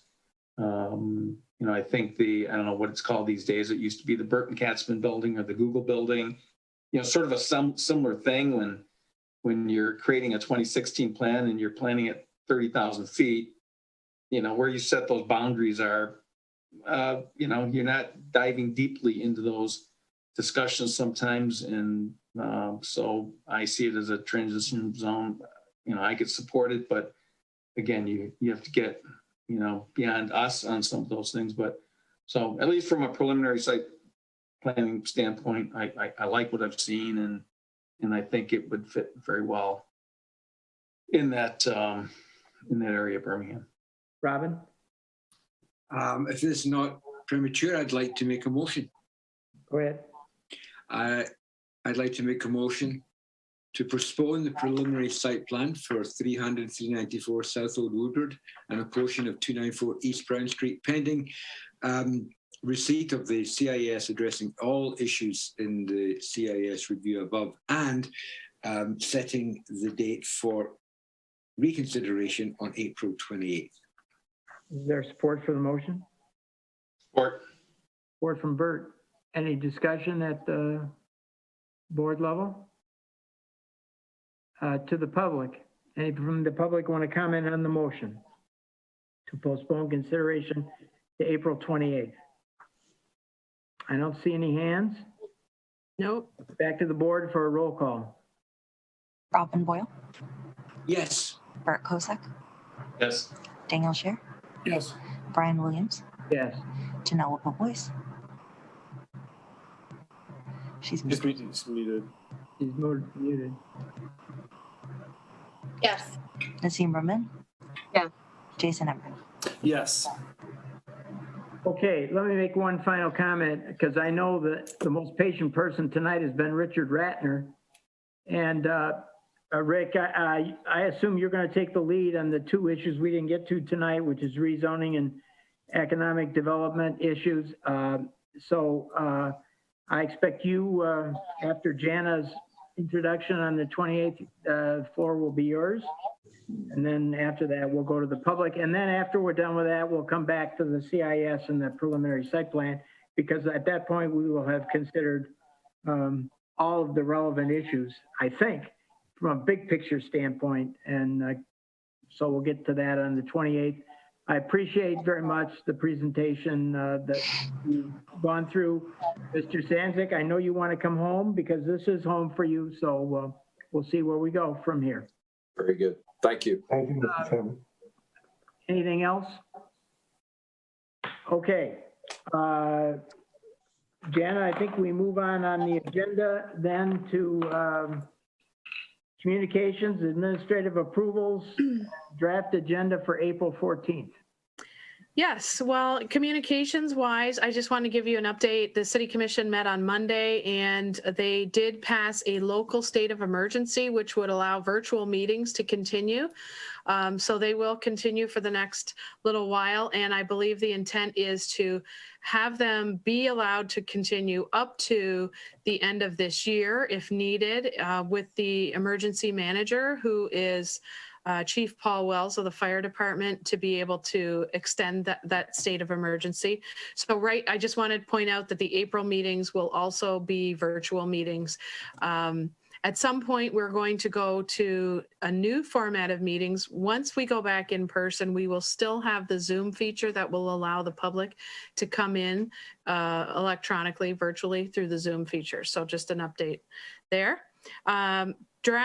Also Birmingham Pub was recommended for approval on Monday night at the City Commission. All right, you might talk about April 19th. Oh yes, April 19th. How could I forget? If you remember at the last study session, you had a discussion on the summary of the recommendations and directions for changes to the first draft of the master plan. That went to the City Commission on Monday night as well. The commission felt that they needed a little more information and wanted further discussion on it. So they have set a special meeting for April 19th at 7 o'clock. And they would ask that the planning board attend that meeting as well, so that they can have some discussion. And I guess they're looking for more information on, how many people felt one way, or, which were the strong objections to the plan, which weren't, in a little more detail like that.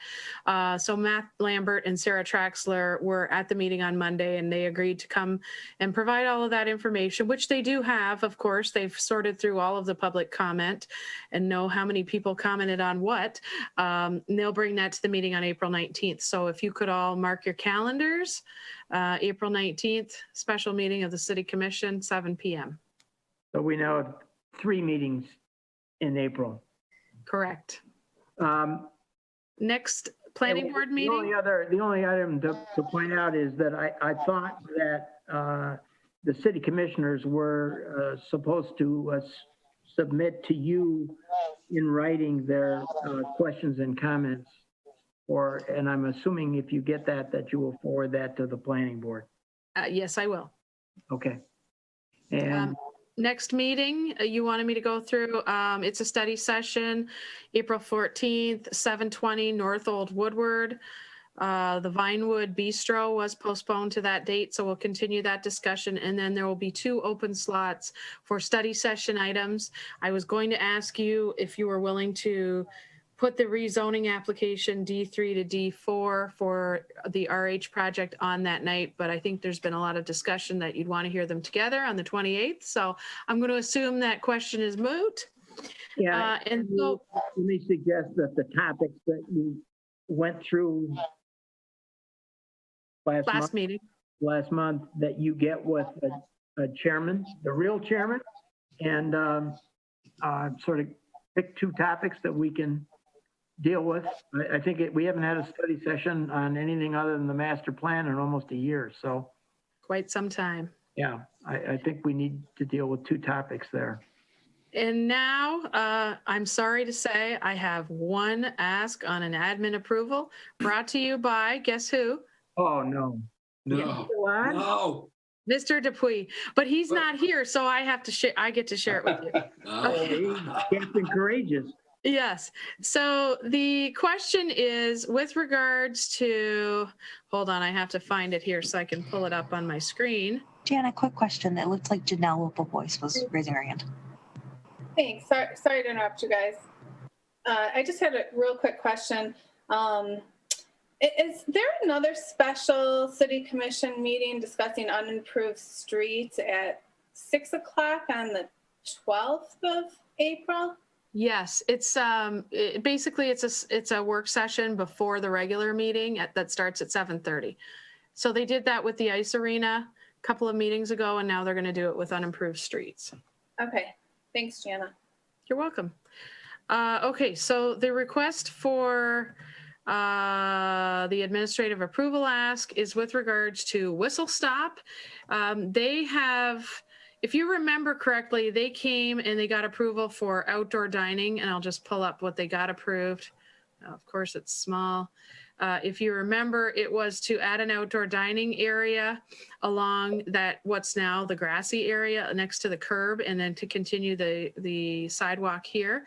What they're asking now is if they could change that and actually move their outdoor dining adjacent to the building.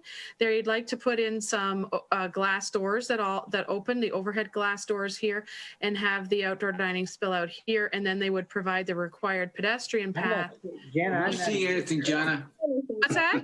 We're not seeing anything. You're not? No. The PDF Oh. hasn't opened. What are you seeing?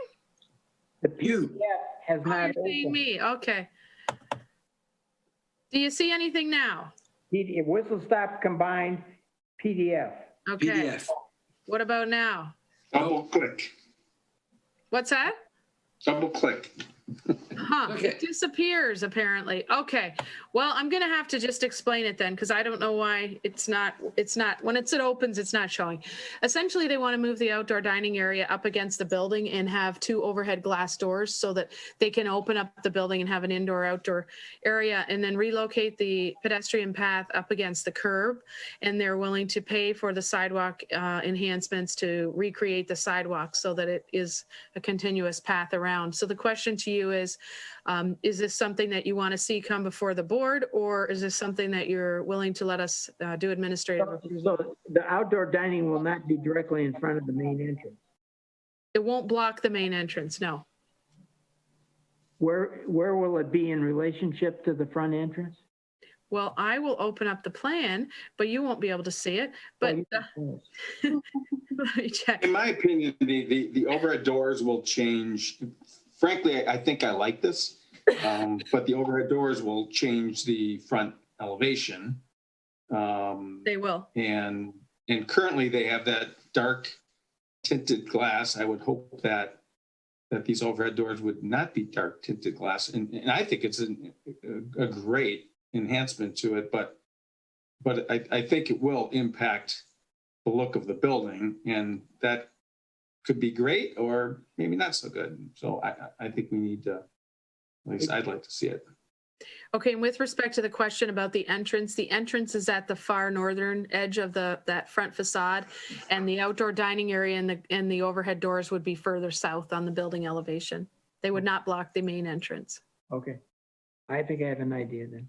I agree with Bert. I'd like to look at it. I think this is an item you could bring to the next meeting, frankly. April 14th?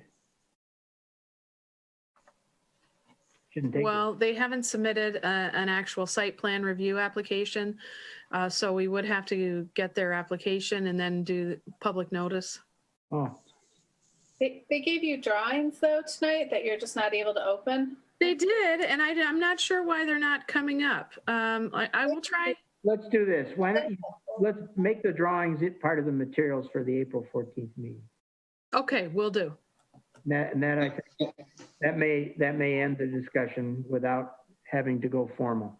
Can you see? Can you see the- Yes, now we can. Okay. What'd you do? I don't know. I really don't. You need an IT techie in your house. Oh, I have a couple of teenage boys. I should have just called them. Okay, so here's the entrance to the restaurant. Here's where they're proposing those 2 overhead glass doors and the outdoor dining area. See, I probably just kicked my computer. That's maybe what I did. Okay, then down here at the bottom, I'll show, oops, what they previously were approved for.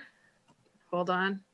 Down in this area here, so the entrance is here, and it was right against the curb, and the sidewalk continued alongside the building. So what they want to do is move the sidewalk over against the curb. Bert's question about the elevations, here would be the glass overhead doors on the front elevation of the building that they're proposing. And then up here is the new layout where you see the entrance is here, the vestibule. Then they would clear out some tables here and have these doors open to the outdoor dining area. The walking path would then jog around the outdoor dining patio, but they are willing to pay for the costs of relocating the sidewalk. And the sidewalk already does something a little funky in this area here. So it's Just funkier. It's funky, right? Looks fine to me, Brian. Yeah, I agree. Well, actually, it's a significant improvement. It is. I agree as well. Yeah, sure. Okay, well, I'm glad I finally got it to work then. Okay, great. You shortened our agenda for April. Yeah, absolutely. It is actually 2 minutes before we have to extend, so that's why. Oh, is there anything else? No. Any of the board members have anything else? Otherwise, I'm going to bring the gavel down. Okay. Get down.